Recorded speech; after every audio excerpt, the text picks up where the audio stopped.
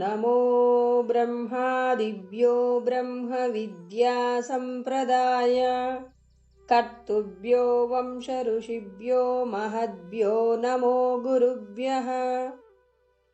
మంగళం గురుదేవాయ మహనీయ గుణాత్మనే సర్వలోకశరణ్యాయ సాధురూపాయ మంగళం. హరి ఓం.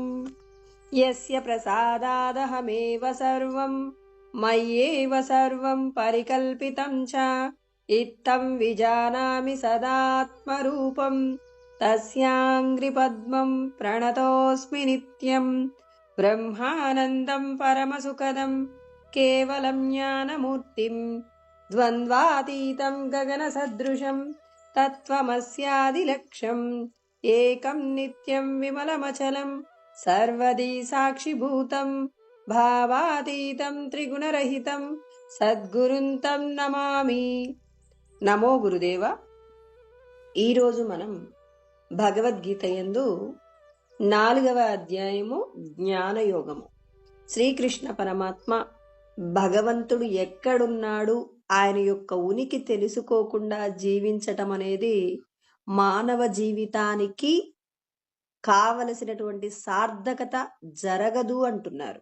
అంటే మనిషి యొక్క జీవనం ఎప్పుడు పావనమవుతుంది, పరిపూర్ణతను పొందుతుంది అంటే తానెవరో తాను తెలుసుకున్నప్పుడు మాత్రమే దానికి మనం నిజంగా, అంటే మనం ఏదైనా ఒక వస్తువును మనం ఇంటికి తెచ్చుకున్నాం అనుకోండి, ఆ వస్తువును మనం పరిపూర్ణంగా వినియోగించుకున్నప్పుడు మాత్రమే మనం సంతోషంగా ఉంటాం. అలా కాకుండా అందరూ కొనుక్కుంటున్నారని చెప్పేసి మనం ఏదో ఒక ఏమంటారు, ఒక వస్తువుని తెచ్చుకున్నామండి, ఏదో ఒకటి ఫ్రిడ్జ్, అందరూ కూడా కొనుక్కుంటున్నారు, బాగుంది అన్నారని చెప్పేసి మనం తెచ్చి పెట్టుకున్నాం. ఇప్పుడు ఆ వస్తువుని, మన పాత వస్తువు బానే ఉంది కదా, అది పాడైనప్పుడు ఇది వాడదామని చెప్పేసి మనం దాన్ని అలాగే ఒక 2 సంవత్సరాలు పెట్టామనుకోండి, మనం చాలా బాధపడతాం. అనవసరంగా పాత ఫ్రిడ్జ్ ఉండగా కొత్త వస్తువు కొత్తగా ఉంది అని చెప్పేసి తెచ్చి ఇంట్లో పెట్టుకున్నామని చెప్పి చాలా దుఃఖపడతామా లేదా?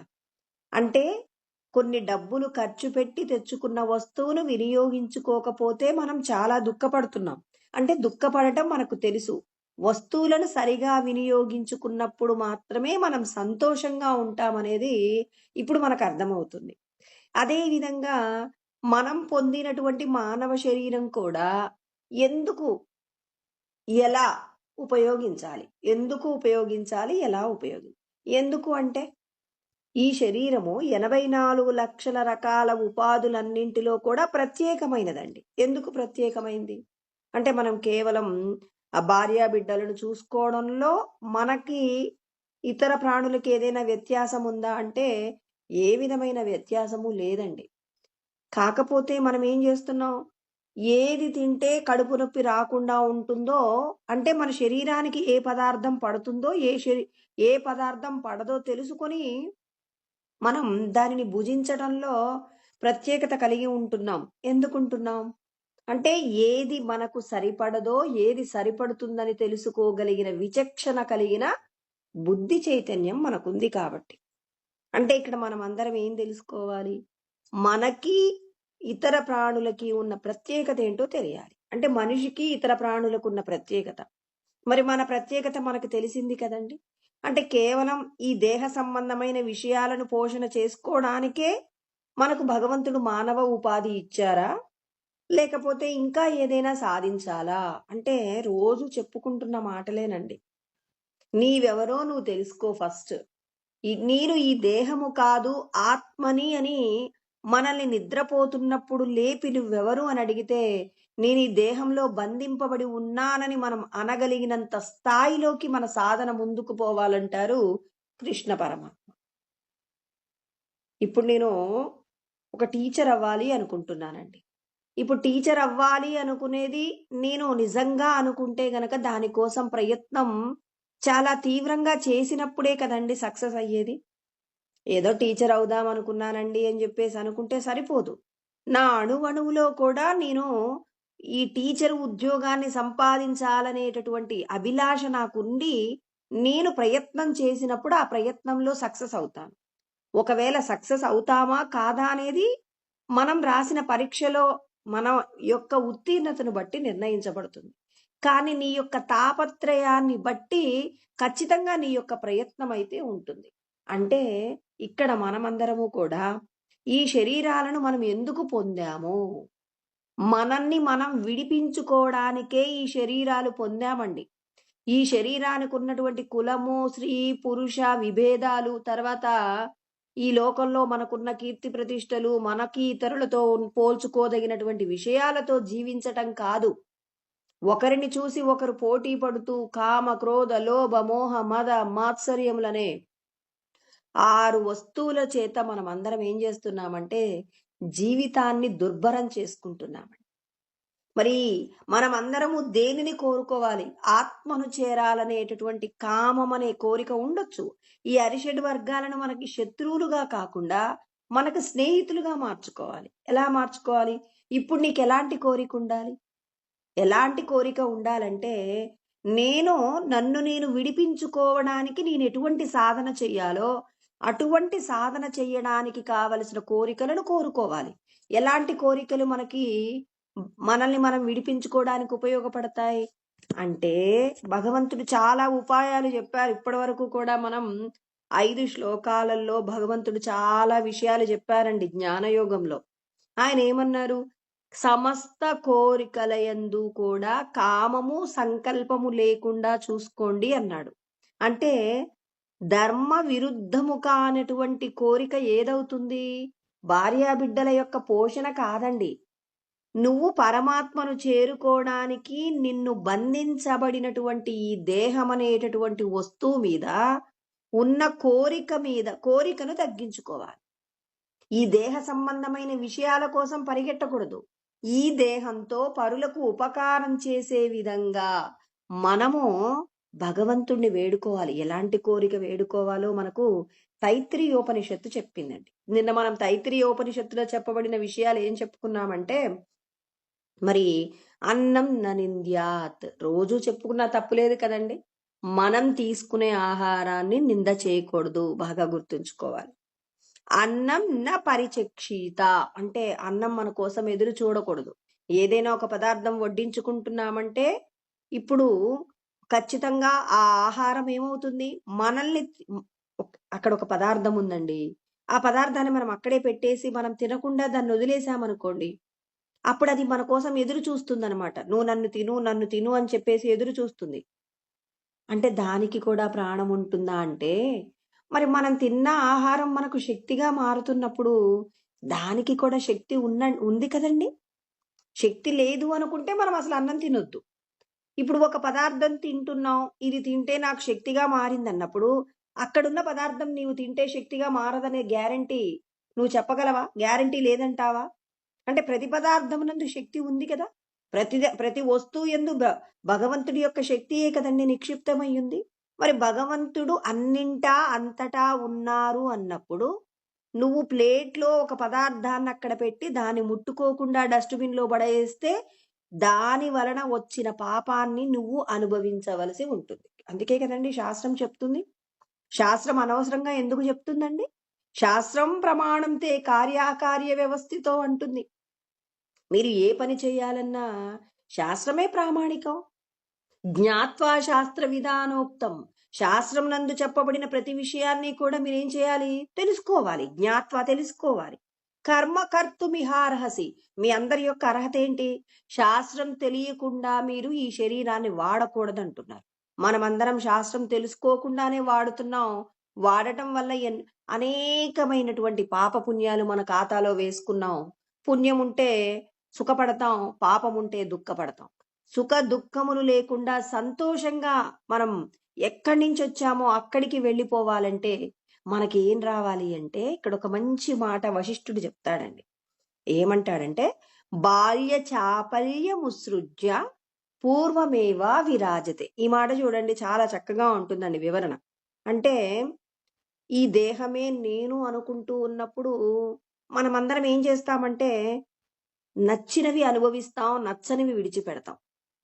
అంటే చిన్నపిల్లలు ఏం చేస్తారు? చిన్నపిల్లలకి మనం ఒక 4 రకాలైనటువంటి లడ్డూలు తయారు చేసి ఇచ్చామండి. ఒకటి కొబ్బరి లడ్డు, ఒకటి రవ్వ లడ్డు, ఒకటి శనగపిండి లడ్డు. ఇలా 4 రకాల లడ్డూలు చేసి ఇచ్చామనుకోండి. ఇప్పుడు అందులో ఆ పిల్లలు ఏం చేస్తారు? వాళ్ళకి నచ్చినవి తింటారు, నచ్చనివి వదిలిపెడతారు. అంటే పిల్లలు కాబట్టి మనమేమంటాం? వాడికి నచ్చింది తిన్నాడంటారు. ఒక పరిణితి చెందినటువంటి వ్యక్తి, ఆ వ్యక్తికి మనం ఒక 4 లడ్డూలిస్తే ఆయనేమంటాడు? నేనిందులో ఒక్కటి తింటానండి. నాకిది మాత్రమే ఇష్టం అంటాడు. లేకపోతే నా ఆరోగ్యానికి ఇది మాత్రమే సరిపడుతుందని చెప్పి ఒక్కటి తీసుకుంటాడు. మిగిలినవి విడిచిపెడతాడు. చిన్న పిల్లవాడైతే 4 తీసుకుంటాడు. 4 రుచి చూస్తాడు. 4గింటిలో ఒకటి రుచిగా ఉందని ఒకటి పూర్తి చేస్తాడు. అంటే పరిణితి కలిగినటువంటి వ్యక్తి. అంటే తన శరీరానికి సంబంధించినటువంటి ఒక జ్ఞానము కలిగిన పెద్దవాళ్ళకిస్తే వాళ్ళు చేసే పద్ధతి ఒకలాగా ఉంది. పిల్లల యొక్క పద్ధతి ఒకలాగా ఉంది. ఈ దేహమే నేను అనుకున్నప్పుడు మనం గూడా ఏం చేస్తామంటే, మరి లోకంలో కనపడేటటువంటి ప్రతి వస్తువు నాదైతే బావుండు అనుకుంటారు. అజ్ఞానంతో ఈ దేహమే నేను అనుకున్నప్పుడు ఒక దేవత ప్రత్యక్షమై మీకేం కావాలంటే, నాకు సంపదలివ్వండి, బంగారం ఇవ్వండి అంటారు. ఆత్మజ్ఞానాన్ని పరిపూర్ణంగా అనుభూతి పొందాలనుకున్న వ్యక్తి ఏమంటాడు? స్వామి నాకు ఈ దేహ సంబంధమైన విషయ సుఖాలేమీ వద్దు. నా యొక్క స్వస్వరూప జ్ఞానాన్ని నేను అనుభవించేలాగా నాకు సాధన చేసుకోవడానికి కావలసినటువంటి విధంగా నాకు అనుగ్రహం చెయ్యండి అంటారు. అంటే బాల్య చేష్టలు అంటే ఈ దేహమే నేను అనుకొని బంగారం ఆభరణాలు కోరుకునే వాళ్ళు బాల్య చేష్టలు. అందుకే ఆయన ఏమన్నాడు? బాల్య చాపల్యము సృజ్య. అంటే మనమందరం ఎన్ని లక్షల కోట్ల జన్మల నుంచి శరీరాలు తీసుకుంటున్నప్పటికీ ఈ శరీరమే నేను అంటున్నామంటే ఇవన్నీ బాల్య చేష్టలు. మరి ఈ బాల్య చేష్టల నుంచి ఏం చేయాలి? బయటపడి పూర్వమేవా విరాజితే. అంటే ఈ బాల్య చేష్టల కంటే ముందు ఉన్నటువంటి పూర్వరూపం ఏంటంటే మనమందరం ఎవరమట? కృష్ణ పరమాత్మ చెప్పిన మాట ఎప్పుడూ మర్చిపోకూడదు. మమైవాంశో జీవలోకే జీవభూత సనాతనః. అంటే మీరందరూ సనాతనమైనటువంటి అనాదిగా మీరందరూ కూడా నా యొక్క అంశలు అని చెప్పారు. అంటే మనందరి యొక్క పూర్వరూపం ఏంటి? మనమందరం ఆత్మస్వరూపులం, సచ్చిదానంద స్వరూపులం అండి. మన మీద మాయను మనమే వేసుకున్నామా? ఈశ్వరుడు ఏం చేశారంటే తన అంశని కాస్త ప్రకృతిలో ఉన్న విషయాల చేత సంతోష పెడదామని చెప్పేసి ఆయన ఒక కొత్త లోకాన్ని సృష్టి చేసి పంపించారు. మనమేం చేశాం? ఈ లోకంలో ఉన్న విషయాలు ఎంత అనుభవించినా తరిగిపోని ఆనందాన్ని ఇస్తున్నాయనేటటువంటి భ్రమ చేత ఈ జన్మలో కొన్ని విషయాలు అనుభవిస్తూ ఇవి మళ్ళీ కావాలని కోరుకుంటాం. అలా ఎందుకు కోరుకోమండి? కోరుకుంటామా లేదా? ఒకరింట్లో భోజనానికి వెళ్ళి మనం ఏమనుకుంటున్నాం? మళ్ళీ వాళ్ళింట్లో పెట్టినటువంటి పప్పుకూర మళ్ళీ తినాలని అనుకుంటున్నారా లేదా? అనుకుంటున్నారంటే మళ్ళీ మీరు పుట్టాలనే కదండి. ఈరోజు మనం చచ్చిపోయాము, మళ్ళీ వచ్చే జన్మలో ఆ పప్పుకూర తినాలి కదా. కోరుకున్నావు కదా, కోరుకున్నప్పుడు తినాలి. అంటే ఆత్మజ్ఞానం యొక్క క్షీణత, అంటే ఆత్మజ్ఞానం మనకు లేకపోవడం వల్ల ఏ వస్తువును కోరుకోకూడదో, ఏ వస్తువును కోరుకోవాలో అనే దాని పట్ల మనకు సరైన అవగాహన లేదు. ఆ అవగాహన లేకపోవడం వల్ల మనం ఏం చేస్తున్నాం? అనుభవించిన విషయాలనే మళ్ళీ మళ్ళీ అనుభవించాలనుకుంటాం. ఒక షాప్‌కు వెళ్ళి ఏదో ఒక వస్తువు కొనుక్కుందామని వెళ్ళి అక్కడ ఇంకొక వస్తువును చూసి ఈ వస్తువు బావుంది, నేను మళ్ళీ ఎప్పుడైనా ఇటుగా వచ్చినప్పుడు ఆ వస్తువు తీసుకెళ్ళాలి అనుకుంటామండి. మరి నువ్వు ఆ వస్తువు తెచ్చుకునే లోపు నువ్వు జీవించి ఉండకపోతే మళ్ళీ ఇంకో శరీరాన్ని తీసుకొని ఆ వస్తువును నువ్వు పొందవలసి ఉంటుంది. అంటే నువ్వు దేనిని కోరుకుంటే మళ్ళీ నీకొక శరీరం వస్తుందో తెలియకపోవడం వల్ల మనం ఏం చేస్తున్నాం? ఆ వస్తువులు కోరుకుంటున్నాం. అంటే మనందరి యొక్క పూర్వ రూపాన్ని మనం అందరం ఏం చేసాం? మర్చిపోయాం. మన దగ్గర లేని వస్తువే లేదు. ఇప్పుడు దానికి ఒక చిన్న ఉపమానం చెప్తాను. ఏంటంటే ఒక రాజుగారట వాళ్ళ ఊర్లో ఉన్న వాళ్ళందరికీ ఒక చిన్న అనౌన్స్మెంట్ చేశాడు. ఏమనంటే, నా రాజ్యంలో ఉన్న వాళ్ళెవరికీ కూడా ఏ విధమైనటువంటి ఈతి బాధలు ఉండకూడదు. దానికోసం అని చెప్పి నేనేం చేస్తానంటే, రాజ్యంలో అన్ని రకాల వస్తువులను నేను ఏర్పాటు చేస్తాను.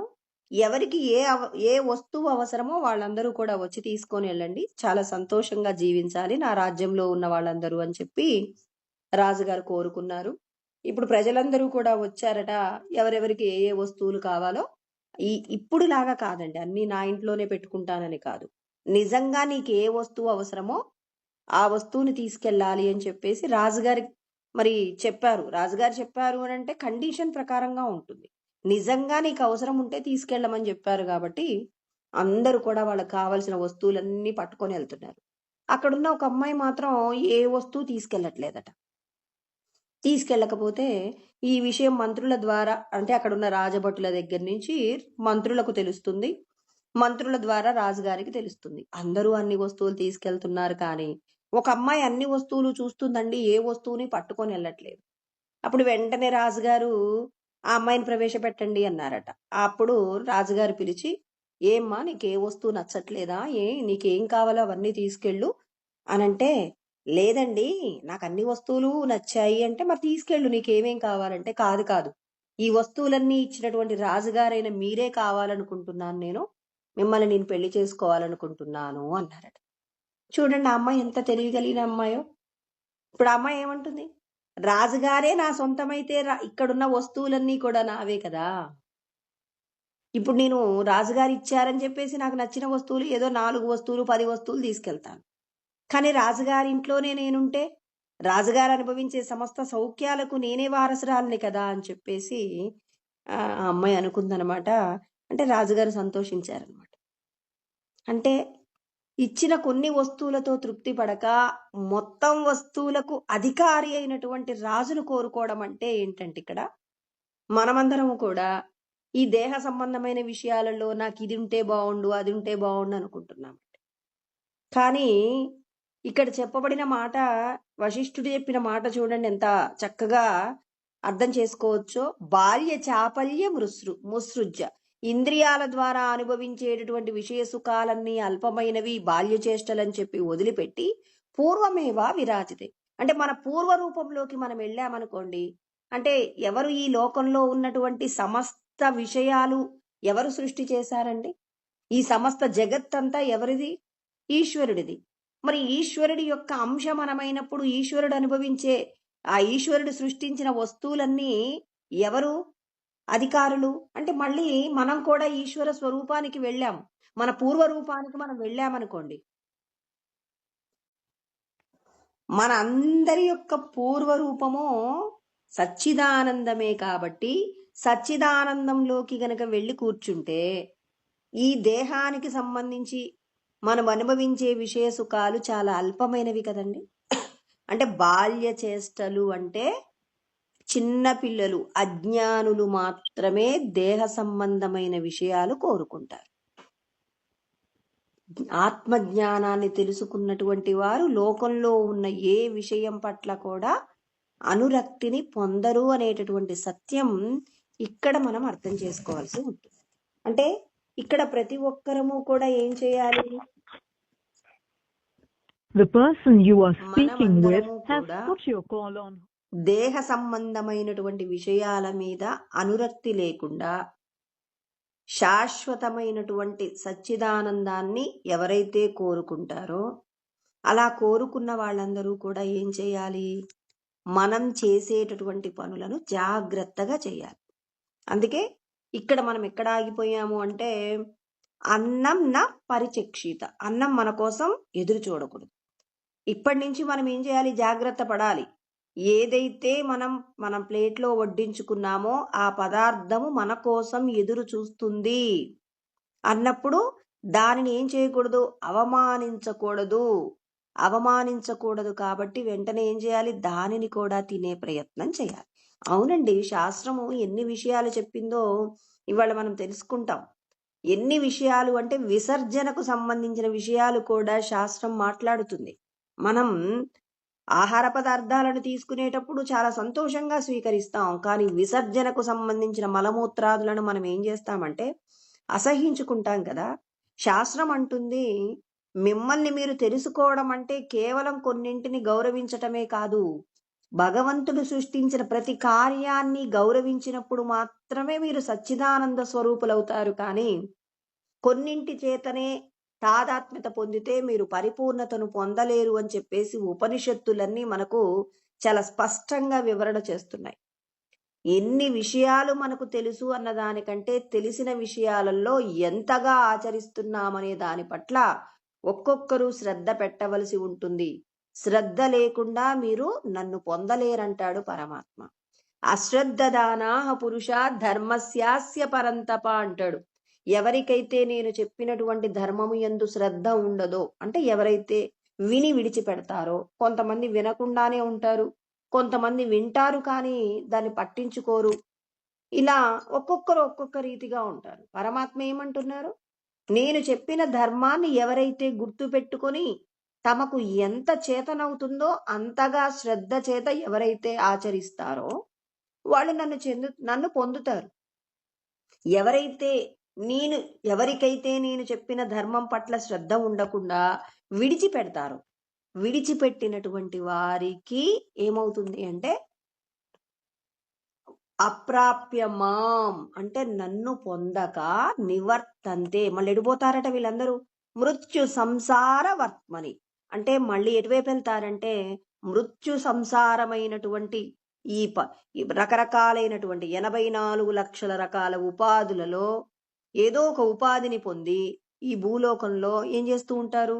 వాళ్ళు చేసినటువంటి కర్మలకు సంబంధించిన ఫలితాన్ని అనుభవిస్తుంటారు, మళ్ళీ అనుభవిస్తుంటారు, పుడుతుంటారు, మరణిస్తుంటారు, పుడుతుంటారు. ఇలా పుట్టడం మరణం అనేటటువంటి జనన మరణ సంసారంలో చిక్కుకుంటారు. అందుకే మీరు ఏదైతే శాస్త్రం నందు చెప్పబడిన విషయాన్ని తెలుసుకుంటున్నారో, తెలుసుకున్న విషయాలు జాగ్రత్తగా ఆచరించే ప్రయత్నం చేద్దాం. ఇంకా మనం చెప్పుకున్నాం, అన్నం బహు కురువీత, అంటే బాగా ఉత్పత్తి చేయడానికి మన వంతుగా మనం ఏదైతే చేయగలమో అందరూ కూడా చేసే ప్రయత్నం చేయాలి. అన్నం నుంచే సమస్తము కూడా ఉత్పత్తి అవుతున్నాయి, సమస్త జగత్తు కూడా ఉత్పత్తి అవుతుంది. కాబట్టి అన్నం యొక్క మనం ఏం చేయగలం? మేము పండించట్లేదు కదా అంటే, మరి ఆహారం మనకి రావాలి అంటే పంటలు పండాలి. పంటలు పండాలి అంటే ఏం కావాలి? వర్షం కావాలి. వర్షం కావాలంటే దేవతలకు హవిస్సులు అందాలి. దేవతలకు హవిస్సులు అందాలంటే మనం ఏం చేయాలి? యజ్ఞయాగాది క్రతువులు చేయాలి. యజ్ఞం అంటే ఏంటి? యజ్ఞం అంటే ఏంటి అంటే నువ్వు చేసే ప్రతి పని కూడా పరుల యొక్క శ్రేయస్సు కోసం ఉపయోగపడింది అనుకోండి, అప్పుడు నువ్వు చేసిన పని ఏమవుతుంది? యజ్ఞం అవుతుంది. ఇప్పుడు నువ్వు యజ్ఞం చేస్తున్నావు, పరోపకార నిమిత్తంగా నువ్వు జీవిస్తున్నావు, అప్పుడు యజ్ఞం జరిగింది. పంటలు పండడానికి నీ వంతు ప్రయత్నం నువ్వు చేసావు కదా. యజ్ఞం చేయడం అంటే నువ్వు వెళ్ళి పంట పండించడం అంటే నేను పంట పండించట్లేదు, అయ్యో నేను కూడా వ్యవసాయదారుల కుటుంబంలో పుట్టి ఉంటే నేను కూడా ఏదో ఒక పని చేసేవారని, అట్లా కాదు. మీరు చేసే పనులలో ధర్మం ఉండాలి. మనం ప్రతిరోజు తీసుకున్న ఆహారంలో ఎన్ని నియమాలు పాటిస్తున్నాం?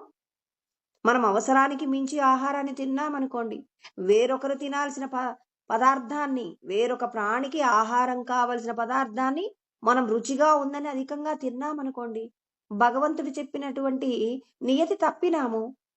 భగవంతుడి యొక్క నియతిని తప్పకుండా ఉండాలంటే భగవంతుడు చెప్పిన ధర్మాన్ని ఆచరించే ప్రయత్నం చేయాలి. ఇంకొక మాట ఏం చెప్పారు? నకంచన వసతౌ ప్రత్యాచక్షీత అన్నారు. అంటే ఏం చెప్పారు అక్కడ చెప్పినటువంటి మాట? ఇక్కడ చెప్పినటువంటి విషయం ఏంటంటే, మన ఇంటికి ఎవరైనా ఆహారాన్ని ఆశ్రయించి వస్తే ఖచ్చితంగా వారికి ఆ పదార్థాన్ని పెట్టి పంపించాలి. అంటే ఎవరైనా మన ఇంటికి వచ్చినప్పుడు వారికి ఖచ్చితంగా మన దగ్గర ఏదైతే ఉందో ఉన్నదానిని కొంత పెట్టి పంపించాలి. ఎవ్వరూ కూడా మనల్ నుంచి నిరాశగా వెళ్ళిపోకుండా చూసే ప్రయత్నం. ఇప్పుడు మీ ఇంటికి ముందుకు ఎవరో వచ్చారనుకోండి, వచ్చినప్పుడు కనీసం మీ ఇంట్లో ఏముందో చూసి అందులో మీ ఇంట్లో ఏదైతే ఒక పదార్థం ఎంతో కొంత ఇచ్చే ప్రయత్నం చేయాలి. ఒక వ్యక్తి మీ ఇంటి ముందు నుంచి ఉత్త చేతులతో, ఖాళీ కడుపుతో మిమ్మల్ని ఆశ్రయించి వచ్చిన వారికి ఉత్త చేతులతో పంపించకూడదనే విషయం శాస్త్రం చెప్తుంది. కాబట్టి జాగ్రత్త పడాలి. దీనికోసం అని చెప్పి మనకి తైత్తిరీయోపనిషత్తులోనే ఈ విషయాలన్నీ కూడా చెప్పారండి. మనమందరము కూడా చేయవలసిన ప్రయత్నం ఏంటి? అసలు ముఖ్యంగా మన శరీరంలో ఉన్నటువంటి ఇంద్రియాలకు ఎలాంటి స్వస్థత కావాలో దానికి సంబంధించి మనం భగవంతుణ్ణి వేడుకోవాలి. అసలు మనం అందరము కూడా చిట్ట చివరి వరకు ఎప్పటి వరకు చింతన చేయాలి? చింతామ పరిమేయాంచ ప్రళయాంతాముపాశ్రిత అంటారు. అంటే మనం మరణం వచ్చేంత వరకు ఏదో ఒక విషయంలో చింతన చేస్తూ ఉంటాం. ఇక్కడ భగవంతుడు మనకు శాస్త్రంలో కొన్ని విషయాలు చెప్పారు. ఏ విషయాల గురించి చింతన చేయాలి? భగవత్ చింతన ఎలా ఉండాలి? అంటే ఎప్పుడు మన వాళ్ళేమంటారు, నేనెప్పుడు రామ, రామ, రామ, రామ అంటుంటానండి, కృష్ణ, కృష్ణ అంటున్నానండి అంటే, రామ, రామ అంటున్నావంటే రాముడు శాస్త్రంలో ఏం చెప్పారో తెలుసుకో. తెలుసుకొని దానిని నువ్వు పాటించినప్పుడు నిజంగా నువ్వు భగవంతుడి చింతనలో ఉన్నట్టు గుర్తు. ఇప్పుడు భగవంతుడి యొక్క నామం మనం పలుకుతున్నామంటే, నేను ఈ దేహం కాదు, దైవ సంబంధమైన భగవత్ స్వరూపమే అని గుర్తు చేసేందుకు నిన్ను ఏదో ఒక నామాన్ని స్మరణ చేయమని చెప్తారు. ఆ స్మరణ చేస్తూ నువ్వు చేసేటటువంటి కర్మ ఎలా ఉండాలి? ఇక్కడ మనం కోరుకోవాలి ఫస్ట్ భగవంతుడిని, నువ్వు పూజించే రాముణ్ణి ఏమని కోరుకోవాలి అంటే, ఇక్కడ రామ అన్నానంటే అందరూ రామ అని కాదు. మీ ఇష్ట దైవం పేరు ఎవరైనా పలకొచ్చు. ఏ నామమైనా పలికినా ఉన్నది ఒక్కడే దేవుడు. ఆయనకే వివిధ రకాలైనటువంటి పేర్లున్నాయి. ఇప్పుడు మన పిల్లలకి మనమే సుమారు ఒక 7, 8 పేర్లు పెట్టుకుంటాం. ఎందుకు? వాళ్ళ మీద ఉన్న ప్రేమతో ఒకసారి చిన్న అంటే ఒకసారి కన్నా అంటాం. ఇలా మనం రకరకాలుగా పిలుచుకున్నట్టు భగవంతుడు కూడా ఇన్ని కోట్ల మంది ప్రాణుల్ని సృష్టి చేశారు కాబట్టి, ఈ ప్రాణులన్నింటినీ రక్షించే ప్రయత్నంగా ఆయనే వివిధ రూపాలలో వెలసి ఉన్నారు కాబట్టి, ఏ రూపాన్ని మనం స్మరణ చేసినప్పటికీ ఆ రూపం మనకేం చేస్తుందంటే, సమస్తమైనటువంటి భగవత్ శక్తిని అందించగలిగిన స్వరూపంగా ప్రతి శక్తి స్వరూపానికి ఉంటుంది కాబట్టి, ప్రతి ఒక్కరూ నచ్చిన దైవాన్ని ప్రార్థించవచ్చు. ఈ ఈ దైవం చిన్నది, ఈ దైవం పెద్దది అనే వ్యత్యాసాలు వదిలేయండి. ఏ దైవ స్వరూపానికైనా సాక్షాత్తు సచ్చిదానందానికి ఉన్నటువంటి సచ్చిదానంద స్వరూపమైన బ్రహ్మమునకు ఎంతటి శక్తి సామర్థ్యాలుంటాయో అంతటి శక్తి సామర్థ్యాలుంటాయి కాబట్టి, ముందు వీళ్ళు ఎక్కువ వీళ్ళు తక్కువ అనేటటువంటి పోలికలను మరచిపోయి అంతటా బ్రహ్మమే అనేటటువంటి భావనతో మనం నిలబడి ఇప్పుడు మనం భగవంతుణ్ణి కోరుకుందామండి. ఏమని కోరుకోవాలి అంటే, ఉపనిషత్తులు మనకు చెప్తున్నాయి. మీరందరూ ఏం కోరుకుంటారు? స్వామి నాకు సంపదలు ఇవ్వండి స్వామి, ఉద్యోగం ఇవ్వండి స్వామి, లేకపోతే కీర్తి ప్రతిష్టలు ఇవ్వండి స్వామి అని చెప్పేసి కోరుకుంటాం కదా. అసలు మనం ఏం కోరుకోవాలో తైత్తిరీయ ఉపనిషత్తు యందు చెప్పబడిన విషయాలు మనం మాట్లాడుకుంటున్నామండి. ఏమనాలి అంటే, క్షేమ ఇతి వాచి అంటే వాక్కు గురించి మాట్లాడారు. మీ వాక్కు క్షేమంగా ఉండాలి. నా మాట క్షేమంగా ఉండడం ఏంటి అంటే, నేను మాట్లాడే మాటల చేత ఇతరులకు క్షేమం కలగాలి అని చెప్పేసి మీరు భగవంతుణ్ణి కోరుకోవాలి. అంటే నేను మంచి మాటలు మాట్లాడేలాగా మీరు అనుగ్రహం చెయ్యండి అని మనం భగవంతుణ్ణి కోరుకుంటున్నాం. క్షేమ ఇతి వాచి. తర్వాత ఇంకా ఆయన చెప్తున్నాడు, ఇంకా మన ఉచ్ఛ్వాస నిశ్వాసలు ప్రాణవాయువు కదండి. అపానము మనం తీసుకున్నటువంటి ఏదైతే పదార్థంలో ఉన్న వ్యర్థాలను బయటికి పంపించేది అపానం కదా. కాబట్టి యోగక్షేమ ఇది ప్రాణ అపానవు అంటే ప్రాణము అపాన వాయువులు రెండింటికి కూడా క్షేమం కలగాలి అని మనం కోరుకోవాలి. ఎందుకు? మనం ఈ శరీరంతో స్వస్థతను పొంది ఉంటేనే కదండి మనం ఈ దేహంలో ఉన్నటువంటి సచ్చిదానందుని విడిపించుకోగలుగుతాం. విడిపించుకోవాలి అంటే ప్రాణ అపాన వాయువులకు ఏముండాలి? శక్తి అందాలి. మనం తీసుకున్న పదార్థం గనక ఇప్పుడు ప్రతి శరీరంలో ఏదైనా ఒక వ్యవస్థకు అనారోగ్యం వచ్చిందంటే దానికి కారణం ఏంటంటే అపాన వాయువులో కలిగేటటువంటి ఇబ్బందులేనమాట. అంటే వ్యర్థాలన్నింటినీ బయటికి పంపిస్తుంది అపానవాయువు. అపానవాయువు కనుక ఊర్ధ్వమునకు అంటే పైకి ప్రసరించేటటువంటి పరిస్థితి వచ్చిందనుకోండి, మన శరీరంలో చాలా రకాల వ్యవస్థలు చెడిపోతాయి. అందుకని ప్రాణవాయువు ఎంత జీవనాధారమో అదే విధంగా అపానవాయువు కూడా అంతగా మన దేహంలో ప్రభావితం చూపుతుంది. కాబట్టి మనం 5 వాయువులతో జీవిస్తుంటాం. వీటికి ఉపవాయువులు కూడా ఉంటాయి. 5 వాయువులు ప్రాణవాయువులేంటి? ప్రాణ అపాన సమాన వ్యాన ఉదాన వాయువులండి. ఇవి 5 కూడా ప్రాణవాయువులైతే మరి వీటికి మళ్ళీ ఇంకా ఉపవాయువులు ఉంటాయి. మనం ఆవలించటం, తర్వాత త్రేపులు తేపడం, కన్నులు ముయ్యటం, ఇలాంటి విషయాల కోసం అని చెప్పేసి ఏముంటాయి? నాగ కూర్మ కృకర దేవదత్తం ధనంజయ అనేటటువంటి ఉపవాయువులు కూడా ఉంటాయి. కాబట్టి వీటన్నింటిలో బాగా ఇంపార్టెంట్ అయినటువంటి వాయువు, అన్ని దేనికి దాని ప్రాధాన్యత ఉంటాయి. కానీ ఇక్కడ మనం దేనినైతే కోరుకుంటున్నామో కోరుకుంటున్నటువంటి దానిలో మరి మనకి క్షేమము దేనికి ఉండాలి అంటే ప్రాణ అపాన వాయువుల రెండింటికి కూడా ఏముండాలట? యోగం ఉండాలి, క్షేమం ఉండాలి. ఇక్కడ యోగ క్షేమ ఇది ప్రాణ అపానం అంటే భగవంతుడా ఈ రెండు ప్రాణ అపాన వాయువులకు మీరు స్వస్థతను ప్రసాదించండి, ఆ స్వస్థతను ఏం చేయాలి? కొనసాగించండి అని కోరుకుంటున్నారు. కొనసాగించమని కోరుకోవాలి. ఎప్పుడూ కూడా ఇవి ఏ విధమైనటువంటి ఇబ్బంది పడకుండా, అంటే ఇప్పుడు ప్రాణవాయువు అపానవాయువు ఇబ్బంది పడుతుందంటే మనం తీసుకునే ఆహారంలో నియమాలు పాటించకపోయినా, భగవంతుడు చెప్పిన ధర్మాన్ని విడిచిపెట్టి అధర్మంగా సంపాదించే పదార్థంతో మనం ఎన్ని రకాలైనటువంటి గొప్ప గొప్ప పదార్థాలను స్వీకరించినా ఇప్పుడు ఈ ప్రాణ అపాన వాయువులు రెండూ కూడా ఇబ్బందుల్లో పడతాయండి. అంటే ధర్మంతో కూడిన కార్యాచరణే ప్రాణ అపాన వాయువుల యొక్క సమర్థత ఆధారపడి ఉంటుంది. కాబట్టి ఏం చేయాలి? ధర్మాన్ని తప్పిన వారికి ప్రాణ అపాన వాయువుల్లో తేడా వస్తుంది. అందుకే భగవంతుణ్ణి మనం మొదట ఏమన్నాం? నేను మాట్లాడే మాటల చేత వేరొకరికి క్షేమము జరగాలి అని చెప్పేసి నా యొక్క వాక్కుని మీరేం చేస్తారు? ఆశీర్వదించండి. నా ప్రాణ అపాన వాయువులు సరైన విధంగా పనిచేసేలాగా మీరే అనుగ్రహం చెయ్యండి అని కోరుకోవాలట. తర్వాత ఇంకా మనం కర్మేతి హస్తయో, చేతులతో మనం చేసే పనులన్నీ కూడా ఇతరులకు క్షేమం కలిగించేలాంటి పనులు చేసేలాగా అనుగ్రహం చెయ్యండి. గతిరితి పాదయో, మనం చేసే పనులన్నీ అంటే శరీరంలో ఇంపార్టెంట్ అయిన అవయవాలన్నింటికి మనం ఏం కోరుకుంటున్నాం? క్షేమాన్ని ఇవ్వమని కోరుకుంటున్నామండి. మరి అనేక నడకలను నడిపించేటటువంటి ఈ పాదములకు మీరు స్వస్థతను ప్రసాదించండి అని చెప్పేసి మనం ఈశ్వరుని ప్రార్థిస్తూ ఉన్నాం. ఇంకా ఏమంటున్నారు అంటే ముక్తిరితి పాయో, అంటే విసర్జనకు సంబంధించినటువంటి మరి ఈ అవయవములకు మీరేం చేస్తారు? స్వస్థతను కలిగించండి అని చెప్పేసి ఇతి మానుషీ సమాజ్ఞ అనే పదం వాడారు ఇక్కడ. అంటే మనమందరము సమాజ్ఞ అంటే చింతన అండి.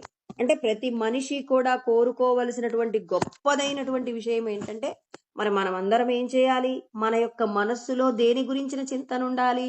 నా వాక్కు 10 మందికి క్షేమాన్ని కలిగించే వాక్కుగా మారాలి. అందుకే పెద్దవాళ్ళు ఈ శాస్త్రాలన్నింటినీ తెలియకపోయినా ఏమంటారు? నోరు మంచిదైతే ఊరు మంచిదవుతుంది అంటారు.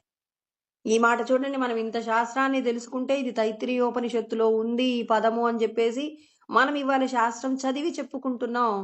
కానీ పెద్దలు ఏనాడో, అంటే భగవంతుడే కదండి, శాస్త్రం తెలియని వారికి కూడా మరి ఉన్నతమైన జీవనం గడపడానికి కావలసినటువంటి ప్రమాణాలు ఏవైతే ఉంటాయో వాటన్నింటినీ లోకమంతటా విస్తరింప చేశారా లేదా? ఇది శాస్త్రంలో చెప్పబడిందండి. మీ నోరు ఇతరులకు మంచి కలిగించేలాంటి మాటలు మాట్లాడిందనుకోండి, మీకు శత్రువులనే వాళ్ళు ఉండరు అనే విషయం మనం ఈరోజు శాస్త్రంలో తెలుసుకుంటున్నాము. కానీ మన పెద్దలు ఏనాడో చెప్పారు. అందుకే మనం ఏం చేయాలి? భగవంతుని ఇప్పుడు మనం కొత్తగా మనం తెలుసుకున్న దానిని ఏం చేస్తున్నాం? ఇప్పుడు మనం కొత్తగా ఏం తెలుసుకున్నామంటే ఈ మాట మనకు తెలిసిందే, కానీ దీనికి క్షేమాన్ని ప్రసాదించమని భగవంతుణ్ణి వేడుకోవాలి. చూడండి, నేను మంచి మాటలు మాట్లాడేలాగా మీరు అనుగ్రహం చెయ్యండి అని.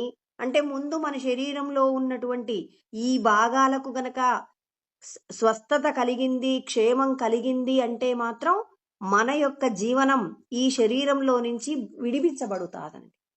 అంటే మనల్ని మనం విడిపించుకోవడానికి ఇవన్నీ క్షేమంగా ఉండాలట. కాళ్ళు, చేతులు, తర్వాత విసర్జనకు సంబంధించినటువంటి మరి పాయువు, ఇంకా మన ప్రాణ అపాన వాయువులు, వాక్కు, ఇవన్నీ కూడా క్షేమంగా ఉంటే మనమందరము కూడా వీటితో చేసేటటువంటి కార్యాలన్నీ కూడా లోకక్షేమం నిమిత్తంగా కర్మలు చేస్తే ఆ కర్మల చేత మనల్ని మనం విడిపించుకోవడానికి కావలసినటువంటి విధంగా మనం గనక కర్మ చేసి ఉంటే అప్పుడు మనం ఏం చేస్తాం? ఈ శరీరం అనేటటువంటి బంధనంలో నుంచి విడిపడతాం. అంటే మనమందరం ఏం చేస్తాం? మనం ఎక్కడి నుంచి వచ్చాం? పూర్వమేవ విరాజతే. పూర్వం ఎక్కడి నుంచి వచ్చాం? మనమందరం సచ్చిదానంద స్వరూపంగా ఉన్న మనం ప్రకృతి యొక్క మాయలో పడిపోయి మనల్ని మనం మర్చిపోయాం. కాబట్టి మనల్ని మనం మరచిపోయినటువంటి స్థితి నుండి మనల్ని మనం కాపాడుకోవాలి అంటే వీటికి స్వస్థతను ప్రసాదించమని భగవంతుణ్ణి వేడుకోవాలి. ప్రతి క్షణం మనం ప్రతిరోజు చేయాల్సిన ప్రార్థన ఏమయ్యుంది? వీటికి గనక భగవంతుడు క్షేమాన్ని ఇచ్చారంటే వీటి వలన మనకు ఏ విధమైనటువంటి ఇబ్బంది లేదు. అంటే మన శరీరంలో ఉన్నటువంటి అంటే మన శరీరానికి ఏం చేస్తున్నాం? స్వస్థతని ఇవ్వమంటున్నాం. శరీరంలో ఉన్నటువంటి ముఖ్యమైన అవయవాలన్నీ కూడా క్షేమంగా ఉండాలి. ఈ ప్రాణ అపాన వాయువు ఈ ప్రాణ అపాన వాయువులు గనక క్షేమంగా ఉన్నాయంటే శరీరంలో ఉన్నటువంటి కిడ్నీలకు, గుండెకు, తర్వాత కాలేయానికి, ఇంకా ఇందులో ఉన్నటువంటి ముఖ్యమైన భాగాలకు ఏ విధమైన ఇబ్బంది ఉండదండి. చూడండి, ముఖ్యమైన విషయాలని మనం ప్రార్థన చేస్తూ ఉన్నాం. కాళ్ళు చేతులు ఉన్నాయి అంటే పరోపకార నిమిత్తంగా నువ్వు కర్మ చేస్తున్నావంటే అది నిన్ను నీవు విడిపించుకునే ప్రయత్నంగానే ఉన్నావు. మన మాటలు ఇతరులకు ఇబ్బంది కలగకుండా ఉండాలంటే అంతటా భగవంతుడున్నాడనే సత్యాన్ని మనం ఎప్పుడూ గుర్తుంచుకోవాలంటే భగవంతుడి ఆశీర్వాదం మన మీద ఉండాలి. భగవంతుడి యొక్క ఆశీర్వాదం ఉన్నప్పుడు ఆయన మన యొక్క శరీరంలో ఉన్న అన్ని భాగాలకు రక్షణ చేస్తున్నప్పుడు భగవంతుడే మనకు సెక్యూరిటీ. ఇప్పుడు మనం ఒక పెళ్లి కానంత వరకు కూడా పిల్లలు తల్లిదండ్రుల సమక్షంలో ఉంటారు. వీళ్ళకు కావలసినటువంటి చదువుకు సంబంధించి వీళ్ళు ఏది కొనుక్కోవాలన్నా తల్లిదండ్రులే అన్ని విషయాలను కూడా చూసుకుంటారు కదండి. మరి వాళ్ళ తల్లిదండ్రులు చూసుకున్నంత కాలం పిల్లలు ఎంతో హాయిగా ఉంటారు. తల్లిదండ్రులు మరి వీళ్ళు నాన్న నాకు అది కావాలి, ఇది కావాలి, అమ్మ ఇది కావాలి అన్నప్పుడు ఆ తల్లిదండ్రుల యొక్క సమక్షంలో పిల్లలు సంతోషంగా ఉంటారు. సొంతంగా మళ్ళీ వివాహం జరిగి పిల్లలు అదంతా అయిన తర్వాత వీళ్ళన్నీ ఖర్చు పెడుతున్నప్పుడు అయ్యో ఈ డబ్బులు కొంచెం తక్కువగా ఖర్చు పెట్టాలి, ఈ నెల దీనికి అవసరం ఉందని మరి వాళ్ళకి ఎన్నో రకాలైనటువంటి అవకతవకల గురించి ఆలోచిస్తూ ఇబ్బంది పడుతుంటారు. తల్లిదండ్రుల యొక్క రక్షణలో ఉన్నప్పుడు చాలా హాయిగా సంతోషంగా, ముఖ్యంగా చెప్పాలంటే ఒక 15 సంవత్సరాల లోపైతే పిల్లలు తల్లిదండ్రుల సమక్షంలో వాళ్ళకి ఏది కావాలో అవన్నీ కూడా అది కావాలి, ఇది కావాలి అని చెప్పేసి అడుగుతూ ఉంటారు. అదే విధంగా మనం కూడా భగవంతుడిని అడుగుదాం. భగవంతుడా, నాకు మంచి మాటలు మాట్లాడేటట్టుగా నాకు వాక్కును ప్రసాదించండి. నా ప్రాణ అపాన వాయువులు సరిగా పనిచేసేలాగా, నేను ధర్మంతో కూడిన జీవనం జీవించేలాగా, మీరు చెప్పినట్లుగా ధర్మంతో జీవించేలాంటి పరిస్థితులు నాకు ప్రసాదించండి. నా చేతులతో, నా కాళ్లతో విసర్జనకు సంబంధించినటువంటి అవయవాల చేత నేను ఏనాడు తప్పు చేయకుండా నేను సక్రమమైన జీవనాన్ని గడుపుతూ ఇతరులకు శ్రేయస్సు కలిగించేలాగా నన్ను జీవించేలాగా నాకు మీరు అనుగ్రహం చెయ్యండి అని. అంటే మనందరి యొక్క చింతన దేని గురించి ఉండాలి? ఈ శరీరంతో చేసే కర్మలు పాపపు కర్మలు కాకుండా అన్నీ కూడా ఇతరుల యొక్క క్షేమానికి ఉపయోగపడేలాగా నా శరీరము పనిచెయ్యాలని చెప్పి భగవంతుణ్ణి మనం ప్రార్థన చెయ్యాలట. ఇలా చేసినటువంటి ప్రార్థన మనల్ని గనక భగవంతుడు అనుగ్రహించారు అంటే మనం ఈ లోకంలో ఎప్పుడూ కూడా ఇతరుల దగ్గర చేయి చాపి మనం అడుక్కొని తినాల్సిన అవసరం లేకుండా ఎప్పుడూ మనం ఇతరులకు ఇవ్వడమే తప్ప తీసుకోవడం తెలియని రీతిలో మన యొక్క జీవన విధానం ఉంటుందని మనకి ఇక్కడ ఉపనిషత్తులు మనందరికీ కూడా వివరణ చేస్తూ ఉన్నాయన్నమాట. అందుకే ఇక్కడ కృష్ణ పరమాత్మ చెప్తున్నారు, బ్రహ్మార్పణం బ్రహ్మహవిః బ్రహ్మాగ్నౌ బ్రహ్మణాహుతం బ్రహ్మైవ తేన గంతవ్యం బ్రహ్మకర్మ సమాధినా. ఇక్కడ మనకి శ్లోకం 24వ శ్లోకం అండి, 4వ అధ్యాయంలో. ఈ శ్లోకంలో పరమాత్మ యజ్ఞం చెయ్యమని చెప్తున్నారా అంటే మనందరికీ కూడా యజ్ఞయాగాదుల గురించి తెలుసు. ఎందుకంటే ముఖ్యంగా ద్వాపర యుగంలో అయితే ఆనాటి కాలంలో ఎక్కువగా హోమములు నిర్వహించబడేవి. ఇప్పుడు కూడా మన దగ్గర దేవాలయాలలో ప్రత్యేకమైనటువంటి దినముల యందు, తర్వాత మరి కొన్ని రుద్రయాగములని చెప్పేసి, చండీ యాగము, ఇలా కొన్ని దేవాలయాలలో యాగములు చేస్తూ ఉన్నప్పుడు అక్కడ ఏ ఏ విషయాలు ఉంటాయి అనేది మనందరికీ తెలుసు. బ్రాహ్మణోత్తములు ఉంటారు, తర్వాత మరి అక్కడ క్రతువు చేయడానికి మరి ఆ క్రతువు చేసే యజమాని ఉంటారు, తర్వాత మరి హవిస్సులు ఉంటాయి అక్కడ. మన మంగళ ద్రవ్యాలన్నీ కూడా నెయ్యితో పాటుగా అక్కడ ఉన్నటువంటి ఏవైతే పేలాలు ఇలాంటివి కొన్ని మంగళ ద్రవ్యాలన్నీ కూడా కొన్ని రకాలైనటువంటి ఆ సమిదలు అన్నీ ఉంటాయి కదా. వీటన్నింటి చేత మంత్రములతో కూడి అక్కడ యజ్ఞం చేయబడుతుంది. దాని ఆధారంగా భగవంతుడు మనకు ఈ విషయాన్ని వివరణ చేస్తున్నారు. అంటే మనమందరం ఇందాక మనం తైత్రీయోపనిషత్తులో చెప్పబడిన మాట ఏంటి? అన్నం బహుకుర్వీత, ఆహారాన్ని మనం ఎక్కువగా ఉత్పత్తి చేయాలి. ఏ దేశంలో ఎక్కువగా పంటలు పండబడతాయి అంటే, ఎక్కడైతే ధర్మంతో కూడిన జీవన విధానం ఏ దేశంలో ఎక్కువగా ఉంటుందో అక్కడ పంటలు పండించబడతాయి. ధర్మం తప్పినటువంటి దేశంలో ఆహారము ఉండదు. మిగిలినటువంటి ఆస్తులు ఉండొచ్చు, సంపదలు ఉండొచ్చు, టెక్నాలజీ ఉండొచ్చు, కానీ ఆహారం మాత్రం లేకుండా పోతుంది. ఎందుకు? ధర్మం తప్పితే ఆహారం ఉండదు. అందుకే మనం అందరం ఏం చేయాలి? ఆహారాన్ని అధికంగా ఉత్పత్తి అయ్యేలాగా నువ్వేం చేయాలి? యజ్ఞం చెయ్యాలి, హోమం చెయ్యాలి అని కృష్ణ పరమాత్మ మన అందరికీ కూడా చెప్తున్నారు. హోమము అంటే ఏంటి? ఇక్కడ మనకు క్లియర్ గా ఒక చోట వివరణ చేస్తారనమాట. ఇంకా ఎక్కడైనా యజ్ఞం అంటే ఇందులో చెప్పిన విషయం నేను చెప్పింది తప్పేమో అనుకుంటారేమోనని ఆ కృష్ణ పరమాత్మ ఏం చెప్పారంటే 17వ అధ్యాయము 11వ శ్లోకం అండి చెప్తారు. అఫలాకాంక్షి బిరియజ్ఞో విధి దృష్ట్యో యయుజ్యతే యష్టవ్యమేవేతి మనః సమాధాయ స సాత్విక అని కృష్ణ పరమాత్మ ఈ శ్లోకాన్ని వివరణ చేస్తారనమాట.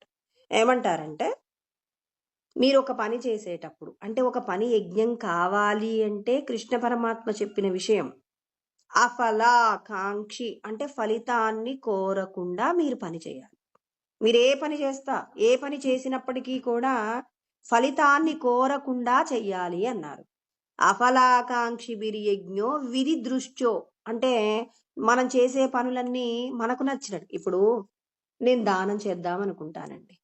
దానం చెయ్యాలి అనుకున్నప్పుడు ఎవరికి దానం చెయ్యాలనుకోవాలి?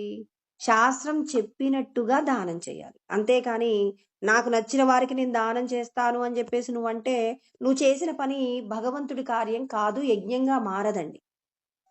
ఇప్పుడు మీరేం చేయాలి? విధి దృష్ట్యో శాస్త్రము చెప్పిన విషయాన్ని మీరు తెలుసుకోవాలి. ఎవరికి దానం చేయమంటారు మరి? దాతవ్యమితి యద్దానం దీయతే అనుపకారిణి. తిరిగి చెల్లించలేని వారికి దానము చెయ్యవలసినదే అని చెయ్యాలి. ఇప్పుడు మనకు తిరిగి ఇప్పుడు మన ఇంటి ముందుకి ఎవరో వచ్చి భవతి భిక్షాం దేహి అన్నారు. వాళ్ళకు మనం ఎంతో కొంత ఇచ్చాము. ఇప్పుడు వాళ్ళు తిరిగి మీకు ఏదైనా చెల్లిస్తారా? ఏమి ఇవ్వరు కదా.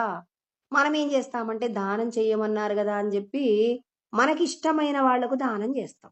ఇప్పుడు దానం చేద్దాం అనుకుంటాం. ఒక లైన్లో ఒక 10 మంది ఉన్నారు. ఆ 10 మందిలో నువ్వు దానం చేయాలంటే నీకు నచ్చిన వాళ్ళకు దానం చేయడానికి వీల్లేదు. భగవంతుడు అంటారు, నేను చెప్పిన వారికే నువ్వు దానం చేయాలి, నీ ఇష్టం వచ్చిన వారికి నువ్వు దానం చేయకూడదు అంటారు. నా డబ్బు నా ఇష్టం అంటే నీ డబ్బు అయినా నీ ఇష్టం వచ్చినట్టుగా నువ్వు ఖర్చు చేయకూడదు. ఇప్పుడు నువ్వేం చేయాలి? విధి దృష్ట్యో శాస్త్రం అంగీకరించిన వారికి మాత్రమే దానం చేయాలి. ఇప్పుడు నువ్వు 10 మందికి దానం, 10 మందిలో నువ్వు ఇద్దరికే దానం చేయగలవు. ఇప్పుడు ఆ 10 మందిలో ఎవరిని ఎంచుకుంటావు అంటే అర్హత కలిగిన వారిని ఎంచుకోవాలి. అనుపకారిని అంటే అందరూ తిరిగి చెల్లించలేరు, మరి ఎవరికి దానం చేస్తారు? ఉన్న వాళ్లలో ఎవరైతే బాగా కష్టంలో ఉంటారో అక్కడ చూస్తున్నప్పుడు నీకు ఆ 10 మంది అడుక్కునేటటువంటి వాళ్లలో ఎవరైతే తీవ్రమైనటువంటి పరివేదన పడుతున్నటువంటి వాళ్ళు కొంతమంది ఉంటారు. వాళ్లను చూసి వాళ్లకు నువ్వు దానం చేయవలసి ఉంటుంది. అందరికీ దానం చేయగలిగిన శక్తి ఉంటే అందరికీ చేసుకుంటూ వెళ్ళి అక్కడున్న 10 మందికి. కానీ ఇక్కడ నువ్వు దానం చేసేటప్పుడు భగవంతుడు ఏమంటున్నారు? ఎవరికి దానం చెయ్యాలి అంటే అర్హత ఉన్న వారికి మాత్రమే దానం చెయ్యాలి.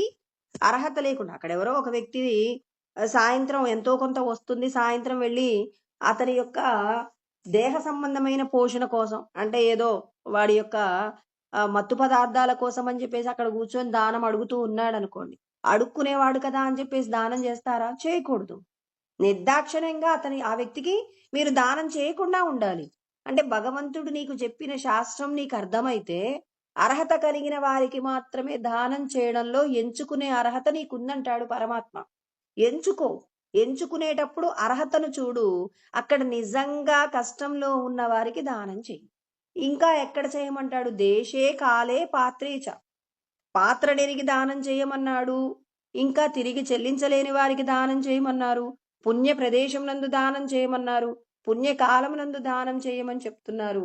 మరి భగవంతుడు ఏం చెప్తున్నారు? మీరు చేసేటటువంటి పని యందు వీళ్ళు నన్ను ఆశీర్వదించాలనో లేకపోతే ఇంకేదో కోరుకోకండి. ఇప్పుడు కొంతమందికి మనం వాళ్ళు ఒక 10 రూపాయలు ఇస్తే బావుండు అనుకుంటారు. వాళ్ళకి మనం 5 రూపాయలే ఇచ్చాం. వాళ్ళు కోపంలో వాళ్ళు అనుకున్నంత రాలేదండి. రాకపోతే వాళ్ళు కోపంలో ఏదైనా ఒక మాట అంటారేమో. ఒకవేళ వాళ్ళు కోరుకున్నంత మీరు ఓ 10 రూపాయలు ఇస్తే టీ తాగుదాం అనుకున్నారు. 5 రూపాయలే ఇచ్చారు. అతనికి టీ తాగాలనేటటువంటి కోరిక తీవ్రంగా ఉంది. అప్పుడేం జేస్తారు? ఈ 5 రూపాయలని తీసుకున్న వ్యక్తి తిట్టే ప్రయత్నం జేస్తాడు. కొంతమంది ఉంటారలా. అలా ఉన్నప్పుడు వాళ్ళు తిట్టినప్పుడు నువ్వేం చేయకూడదు? వాళ్ళేదైనా కోపంలో అంటే, ఇప్పుడు నువ్వు ఆ మాటకు స్పందించకుండా వెళ్ళిపోవాలి. సిద్ధ్యో నిర్వికారః. అంటే ఇప్పుడు నువ్వు డబ్బులివ్వగానే వాళ్ళు ఆశీర్వాదం చెయ్యవచ్చు, లేకపోతే తిట్టవచ్చు. ఈ రెండింటి యందు భగవంతుడు ముందే చెప్తున్నారు. నువ్వు వాళ్ళు పొగడగానే, అయ్యో! నన్ను వాళ్ళు ఆశీర్వదించారన్న సంతోషంతో వెళ్ళొద్దు. వాళ్ళు నిన్ను తిట్టారు అనేటటువంటి బెంగతో నువ్వు వెళ్ళకూడదు. ఇప్పుడు నువ్వెలా ఉండాలి? నిర్వికారః అనే పదం చెప్పారు. వికారాన్ని పొందకుండా ఉండాలి. వికారం పొందకుండా ఉండాలంటే మనసు ఇక్కడేమంటుంది? అయ్యో! వీడికి నేను అస్సలు డబ్బులు ఇవ్వకపోతే పోయేదిగా. 5 రూపాయలు ఇచ్చాను ఏమైంది అని చెప్పేసి మనసంటుంది, వాడు చూడు 5 రూపాయలు ఇస్తే అసలు మన 5 రూపాయలు మనం తీసుకుందాం పటు. ఏంది వాడికి మనం డబ్బులిస్తే వాడు కృతజ్ఞత లేకపోగా తిడుతున్నాడని చెప్పి మనసు ఎదురు తిరుగుతుందండి. లోపల మన మనసు మనల్ని ఏం చేస్తుందంటే, అతనిని 2 మాటలు అని చెప్పేసి ప్రేరేపిస్తుంది. కృష్ణ పరమాత్మకి ఈ విషయం కూడా తెలుసు. ఎందుకంటే ఒక మనిషి తనను తాను తెలుసుకోవాలంటే ఏ ఏ పరిస్థితులను దాటాలో ఈశ్వరుడు మనకు ఆల్రెడీ చెప్పారు. ఏమని చెప్తున్నారంటే, మనస్సమాదాయ యష్టవ్యమేవేతి మనస్సమాదాయ. ఒక్కొక్కసారి ఎందుకు దానం చేస్తున్నామని తిడుతుంది మన మనసు. ఒక్కొక్కసారి ఆ వచ్చినటువంటి మనం ఇతరులకు ఏదైనా మంచి చేసినప్పుడు వచ్చిన ఫలితం సరిగా లేనప్పుడు కూడా మనసు ఏం చేస్తుందంటే ఎదురు తిరిగి మాట్లాడుతుంది. నువ్వు మంచి చేయడానికి ప్రయత్నం చేశావు, నీకు అదేమైంది? నిన్నది ఇబ్బంది పెట్టింది కదా అని చెప్పేసి మనసు ఏం చేస్తుందంటే మనల్ని ఎదిరిస్తుంది. అప్పుడు దానికి ఏం చేయాలంటే సమాధానం చెప్పాలి. ఇప్పుడు భగవంతుడు ఏం చెప్పారు? ఇతరులకు నువ్వు ఇవ్వడమే నీ వంతు. అంతే తప్ప ఇచ్చినటువంటి దానివల్ల వచ్చినటువంటి ఫలితం ఏదైతే ఉందో, ఆ ఫలితము నీకు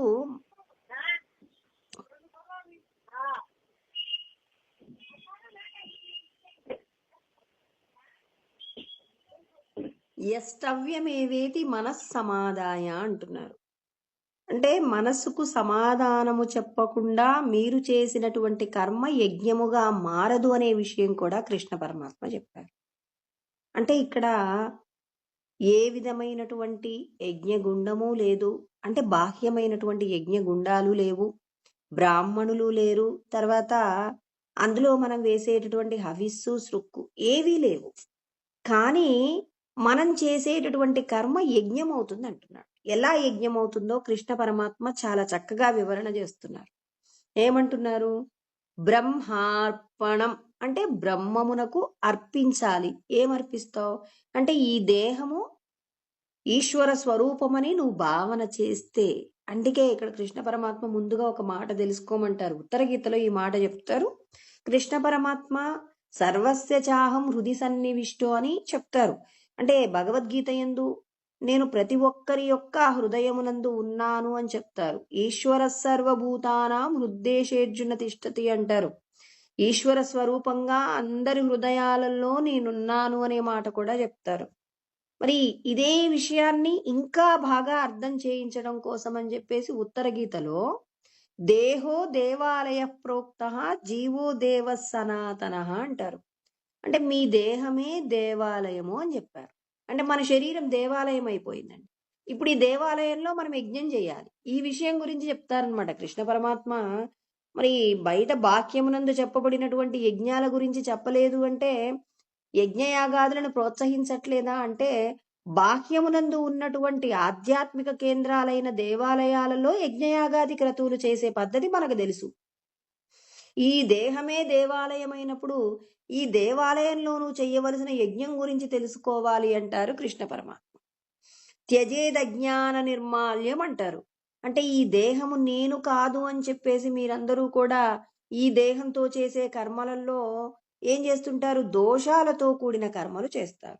తినకూడని పదార్థం తింటారు, మాట్లాడకూడని మాటలు మాట్లాడతారు, చెయ్యకూడని పనులు చేస్తారు, వెళ్ళకూడనటువంటి ప్రదేశాలకు వెళ్తారు, చెయ్యకూడనటువంటి పాపపు కార్యాలు చేస్తారు. చూడండి, మనం ఇందాక ఉపనిషత్తులో చెప్పుకున్నాం.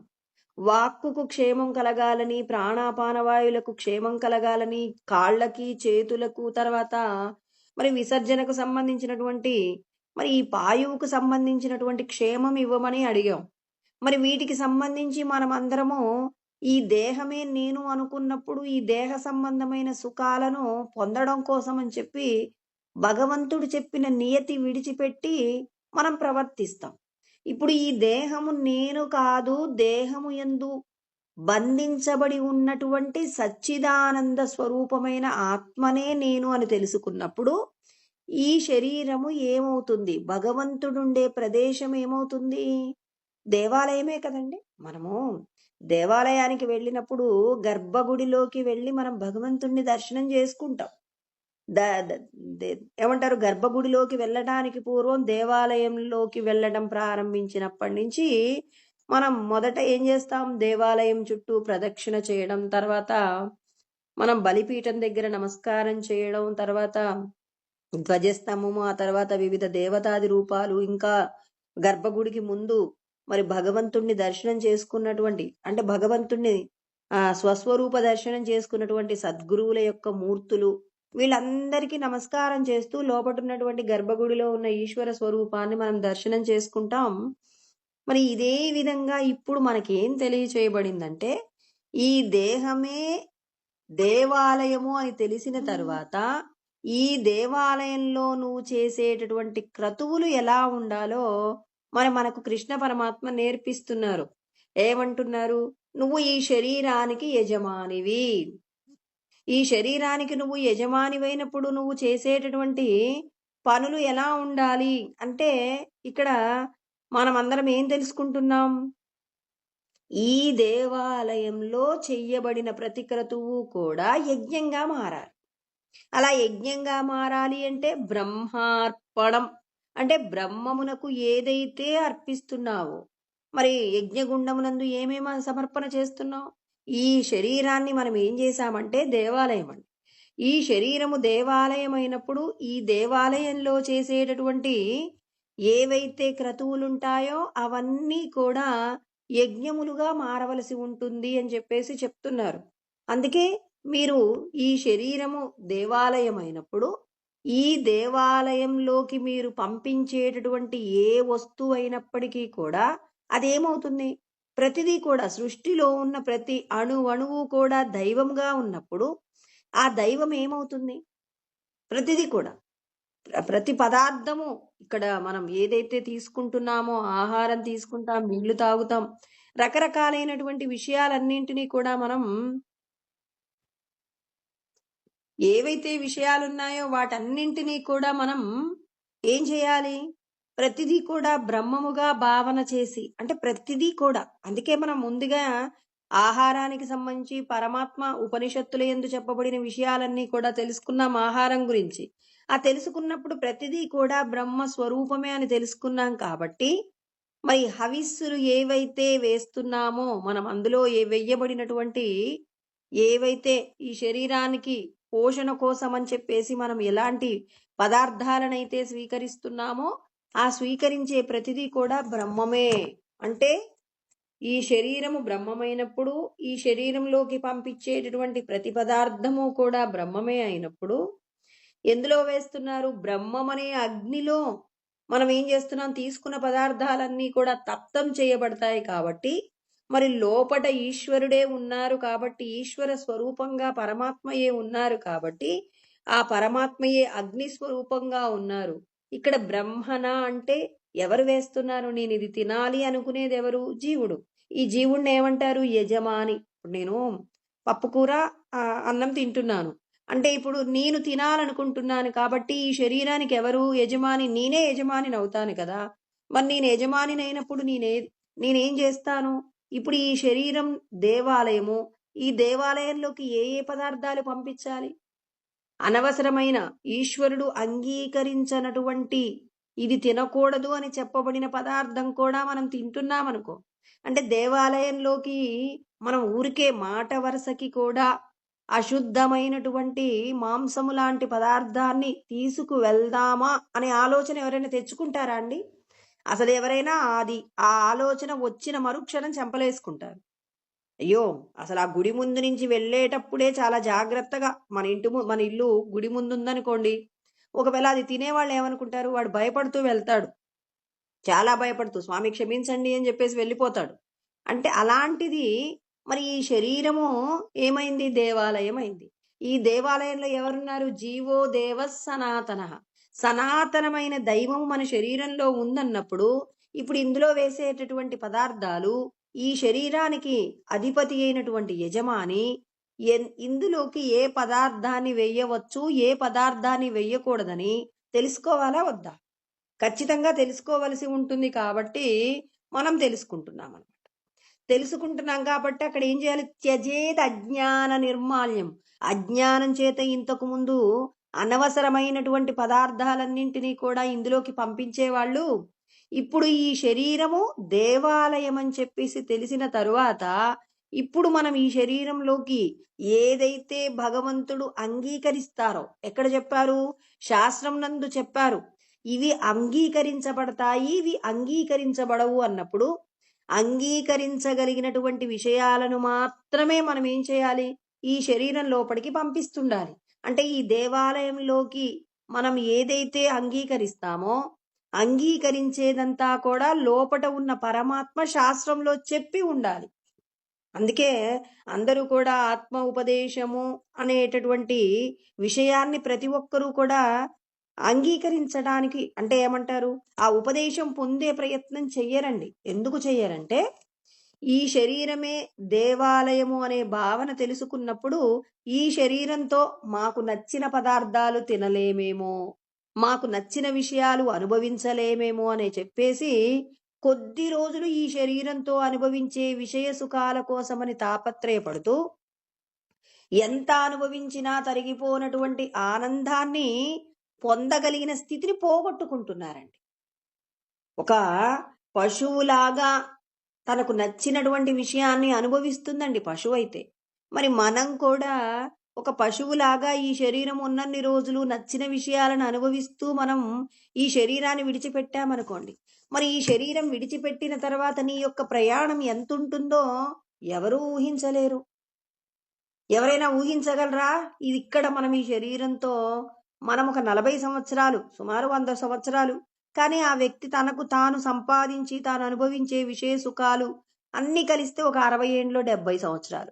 మరి ఈ కాలంలో తాను అనుభవించే విషయ సుఖాలు భగవంతుడు అంగీకరించిన వాటిని మాత్రమే స్వీకరించే విధంగా మనం ప్రయత్నం చేసుకున్నామనుకోండి. అంటే మనం ఇంతకు పూర్వం అనుభవించిన విషయ సుఖాలు ఏవైతే భగవంతుణ్ణి చేరడానికి దూరంగా ఉంటాయో వాటన్నింటినీ విడిచిపెట్టేసి భగవంతుడు చెప్పినటువంటి పద్ధతిలో గనక మనం జీవిస్తే ఈ శరీరం విడిచిపెట్టాక మనం బ్రహ్మానంద పదవిని పొందవచ్చు. అంటే శాశ్వతమైనటువంటి ఆనందం పొందవచ్చు.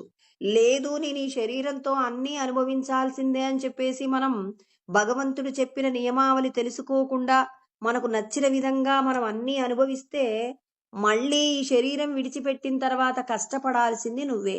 ఎంతకాలం? మళ్ళీ నువ్వు కొన్ని లక్షల సంవత్సరాల పాటు అనేక ప్రాణుల ఉపాధుల రూపంలో పొంది జనన మరణాలు పొందిన తర్వాత నువ్వు మనిషిగా పుడితే మళ్ళీ నువ్వు ఇలాంటి సాధనే చేస్తే మళ్ళీ ఈశ్వరుడి యొక్క జ్ఞానం తెలుసుకుంటే ఈశ్వరుడు ఈ పదార్థం తినకూడదు అని చెప్తే ఆ పదార్థాన్ని ఆ శరీరంతో నువ్వు తినకుండా ఉంటే అంటే ఈ రోజున నువ్వు ఏదైతే సాధనని మరి కొన్ని పదార్థాలను స్వీకరించకుండా ఉండలేకుండా ఉండడం వలన దేనినైతే ముక్తి వద్దంటున్నావో ఆ ముక్తిని నువ్వు మళ్ళీ కొన్ని లక్షల కోట్ల సంవత్సరాల తర్వాత అంటే చాలా సుఖ దుఃఖాలను అనుభవించిన తదనంతరం మళ్ళీ ఇదే సాధన చేసి మళ్ళీ అక్కడ కూడా నిన్ను నువ్వు నిగ్రహించుకోగలిగితే తప్ప ఈ దేహానికి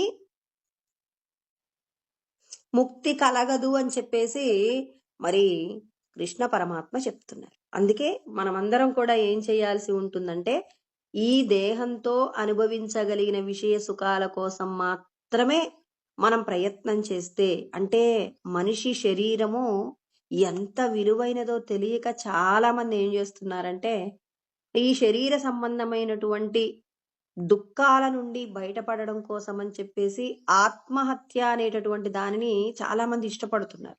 ఇవాళ ఎక్కువ మంది కూడా సహజ మరణాల కంటే కూడా తనను తాను హింసించుకొని ఈ దేహాన్ని విడిచిపెడుతున్నారు. కానీ ఈ దేహం విడిచిపెట్టిన తర్వాత అనుభవించే దుఃఖం మరి మనం ఇంత ఉంటుంది అని చెప్పేసి వివరణ చేయడానికి వీల్లేదు. అంత పెద్ద దుఃఖాన్ని అనుభవిస్తామండి. ఈ భగవంతుడు కొన్ని కోట్ల జన్మలలో చేసిన పుణ్యం ఉంటే మనకు మనిషి శరీరం వచ్చిందండి. ఈ శరీరంతో కొన్ని రకాల విషయ సుఖాలు గనక త్యాగం చేస్తే మనం భగవంతుణ్ణి చేరుకొని ఎప్పటికీ ఆనంద స్వరూపంగా జీవించడానికి కావలసినటువంటి విధానాలన్నీ మరి మనం పొందవచ్చనమాట. మరి పరమాత్మ మనకు అందించినటువంటి మానవ జన్మను సార్థకత చేసుకోవడానికి మనందరి చేతిలో ఉన్న ఆయుధం ఏంటంటే సాధనేనండి. ఈ సాధన ఏమై ఉంది? నువ్వు ఏదైతే అనుభవిస్తున్నావో అనుభవించేది ఈశ్వరుడు అంగీకరించేలాగా చూసుకో. అందుకే ఇక్కడ కృష్ణ పరమాత్మ ఏమంటున్నారు? బ్రహ్మార్పణం బ్రహ్మహవి బ్రహ్మాగ్నౌ బ్రహ్మణాహుతం. అంటే ఏదైతే ఈ దేహం అనేటటువంటి యజ్ఞగుండమునందు నువ్వు వేయబడేటటువంటి విషయాలు ఏవైతే ఉంటాయో అవన్నీ కూడా బ్రహ్మమే. అంటే పరమాత్మ అంగీకరించిన విషయాలనే మీరేం చేయాలి? ఇందులోకి పంపించవలసి ఉంటుంది. ఇక్కడ బ్రహ్మైవ తేన గంతవ్యం బ్రహ్మ కర్మ సమాధిన. అంటే ఇక్కడ మనం ఈ శరీరంతో అనుభవించే విషయాలన్నీ కూడా అన్నింటికీ కూడా మూలము బ్రహ్మమే అనేటటువంటి ఏకాగ్ర బుద్ధి కలిగి నువ్వు కర్మ చెయ్యాలి అంటారు. బ్రహ్మ కర్మ సమాధిన అంటే ఏంటి? నువ్వు చేసేటటువంటి ప్రతిదీ, అంటే నువ్వు ఈ శరీరంలో నువ్వు మాట్లాడేటటువంటి మాట బ్రహ్మమే, నువ్వు చేతులతో చేసే పనులు బ్రహ్మమే, కాళ్ళతో చేసే పనులు బ్రహ్మమే. తర్వాత ఇక పాయువు గురించి కూడా మాట్లాడారు. అంటే ఇక్కడ మనం ఆనందం కోసం చేసేటటువంటి పనులు ఏవైతే ఉంటాయో అవి కూడా భగవంతుడు అంగీకరించిన మేరకు మాత్రమే స్వీకరించాలి తప్ప మరి భగవంతుడు అంగీకరించని విధంగా మనం ప్రవర్తించకూడదు అని చెప్పేసి మరి ఈశ్వరుడు ఏం చెప్తున్నారు? ప్రతి విషయంలో కూడా జాగ్రత్తగా ఉండండి. ఏది తింటున్నారు, ఏది అనుభవిస్తున్నారు, ఎలాంటి పనులు చేస్తున్నారు, ప్రతి విషయం కూడా బ్రహ్మమే అని గుర్తు పెట్టుకొని బ్రహ్మ కర్మ సమాధిన అంటే బ్రహ్మమే అనేటటువంటి, అన్నింటికీ మూలం బ్రహ్మమే అనేటటువంటి ఏకాగ్ర బుద్ధి చేత కర్మ చేస్తే మీరు పొందే ఫలితం కూడా ఏమవుతుంది? బ్రహ్మమే అవుతుంది. అంటే మనం మంచి మాటలు మాట్లాడాలన్నా, మనం మంచి ప్రవర్తనతో జీవించాలన్నా నీవు ప్రతి వస్తువునందు కూడా భగవంతుని యొక్క స్పర్శను నువ్వు గమనించగలగాలి. భగవంతుడి యొక్క ఉనికిని తెలుసుకొని భగవంతుడిని నువ్వు స్వీకరించగలిగినప్పుడు ఆ భగవంతుడి నీకిచ్చే ఫలితము కూడా భగవత్ స్వరూపంగానే నీకు దర్శనమిస్తారు. కాబట్టి పరమాత్మ ప్రతి ఒక్కరికి చెప్తున్నారు, మీరందరూ కూడా ఎప్పుడెప్పుడు పనులు చేస్తారు అంటే ఇక్కడ పరమాత్మ చెప్పారు. ఉత్తర గీతలో చెప్పబడిన మాట అండి. ఆసీనోవా శయానోవా గచ్చన్నిష్ట సదా శుచి తస్మా సర్వ ప్రయత్నేన యోగయుక్తో భవార్జున అని చెప్పేసి చెప్పారు. అంటే ఏంటంటే ఇక్కడ మనమందరము కూర్చున్నప్పుడు, తర్వాత పడుకున్నప్పుడు, ఆసీనో అంటే కూర్చున్నప్పుడు, శయానో అంటే పడుకున్నప్పుడు, గచ్చన్ నడుస్తున్నప్పుడు, నిష్ట సదా శుచి అంటే ఎప్పుడు కూడా నీ శరీరము మనసు కూడా శౌచముతో కూడి ఉండాలి. శరీరం నందు శౌచము ఉండాలంటే శరీరం యందు దుర్గంధం కలుగుతుందనుకోండి, భగవత్ సంబంధమైనటువంటి సాధన కొనసాగదు. అంటే భగవంతుడు ఈ దేహంలో ఉన్నారన్నప్పుడు ఈ దేహాన్ని ఎలా ఉంచాలి? శుభ్రంగా ఉంచే ప్రయత్నం చెయ్యాలి. ముఖ్యంగా ఈశ్వరుడు చెప్పబడినటువంటి శౌచం అంటే మనం ఇంద్రియాలను శుభ్రంగా ఎప్పుడు కూడా శుభ్రంగా ఉంచే ప్రయత్నం చేయాలి. అందుకే మనం ఏం చేస్తాం? కాళ్ళు చేతులు భోజనం చేశామనుకోండి, కాళ్ళు చేతులు నోరు ఇవన్నీ కూడా శుభ్రం చేసుకుంటాం. మన అవయవాలను శుభ్రం చేసుకునే ప్రయత్నం చేస్తామండి. మరి పరమాత్మ అంటున్నారు, ఎప్పుడూ కూడా ఈ శరీరానికి సంబంధించినటువంటి అపరిశుభ్రత ఉండకూడదు. పరిశుభ్రంగా ఉండాలి అనే మాట చెప్పారు. అంటే ఈ శరీరం నుంచి దుర్గంధం రాకుండా ఎప్పుడు శరీరానికి ఏం చేయాలి? స్నానాదుల చేత మనం దీన్ని శుభ్రపరుస్తుండాలి. ఉతికినటువంటి వస్త్రాన్ని ధరింపచేస్తూ ఉండాలి. ఇలా ఎప్పుడూ కూడా మనం శౌచాన్ని పాటిస్తూ ఏం చేయాలి? నిష్టగా ఉండాలి. నిష్ట అంటే ఏంటంటే పరులకు హాని చెయ్యని విధంగా మనం ఎప్పుడూ కూడా ఇతరుల యొక్క శ్రేయస్సు కోసం మనం చేసేటటువంటి కర్మలన్నీ కూడా ఉండాల్సి ఉంటుంది. అంటే అనుక్షణం భగవంతుని యొక్క స్మరణ, భగవంతుణ్ణి చేరడానికే మనం చేసే కర్మలన్నీ ఉండాలి. కానీ ఏదో కాసేపు భగవంతుడు చెప్పిన విధంగా జీవిస్తాను, మిగిలిన సమయంలో నా ఇష్టం వచ్చినట్టుగా జీవిస్తానంటే కుదరదంటున్నాడు. ఇక్కడ ఆయన ఏమన్నారు? బ్రహ్మార్పణం బ్రహ్మహవిః బ్రహ్మాగ్నౌ బ్రహ్మణాహుతం బ్రహ్మైవ తేన గంతవ్యం బ్రహ్మకర్మ సమాధిన అంటే ఏమన్నారు? ఉన్న సృష్టిలో ఉన్న ప్రతిదీ బ్రహ్మమే. ఆ బ్రహ్మమే మీ దేహంలోకి పంపించబడుతుంది. దేహంలో మీరు తీసుకున్న పదార్థము ఈశ్వరుడి యొక్క శక్తి చేత పచనం చేయబడుతుంది. మళ్ళీ విసర్జన రూపంలో మళ్ళీ బయటికి పంపించబడేదంతా కూడా బ్రహ్మమే. కాబట్టి ప్రతి ఒక్కరూ కూడా ఈ సృష్టి అంతా బ్రహ్మ పదార్థం అనేటటువంటి విషయాన్ని గుర్తెరిగి ఈ దేహంతో చేసేటటువంటి ప్రతి పని యందు కూడా ఆయన ఏమంటున్నాడు? ఇంతకు మనం ఏం చేస్తాం? కూర్చుంటాం, నడుస్తాం, తర్వాత పడుకుంటాం. మరి ఇలా మనం చేసేటటువంటి ప్రతి పనులన్నింటినీ పరమాత్మ వివరణ చేసి, ఎప్పుడు మీరు వీటిలో ఏ పని చేస్తూ ఉన్నా భగవంతుడి యొక్క స్మరణ, భగవంతుడిని చేరాలనే కోరిక తప్ప అన్యమైన విషయాల యందు మీ మనస్సు లగ్నం కాకుండా ఉండాలి అని చెప్పేసి చెప్తారనమాట. అంటే మనమందరము కూడా నిరంతరం భగవంతుణ్ణి తెలుసుకునే ప్రయత్నంలోనే జీవించాలి. కానీ భూమి మీద విడిచిపెట్టి వెళ్ళిపోయే విషయాల కోసమని మరి కోపాన్ని కలిగి ఉండడం, వేరొకరి వస్తువులను చూసినప్పుడు మనకి మోహం కలిగి నాకు కావాలి అని కోరుకోవడం, నాకింతుందన్న అహంకారంతో ప్రవర్తించడం, వేరొకరి వస్తువులను చూసి వేరొకరి ఐశ్వర్యాన్ని చూసి అసూయ పడడం, మరి మన దగ్గర ఉన్నది ఇతరులకు ఎవరికీ ఇవ్వకుండా నేను మాత్రమే అనుభవించాలనే లోభగుణంతో ప్రదర్శించడం, ఇవన్నీ కూడా ఏమవుతాయంటే మిమ్మల్ని బంధనంలో పడవేస్తాయి.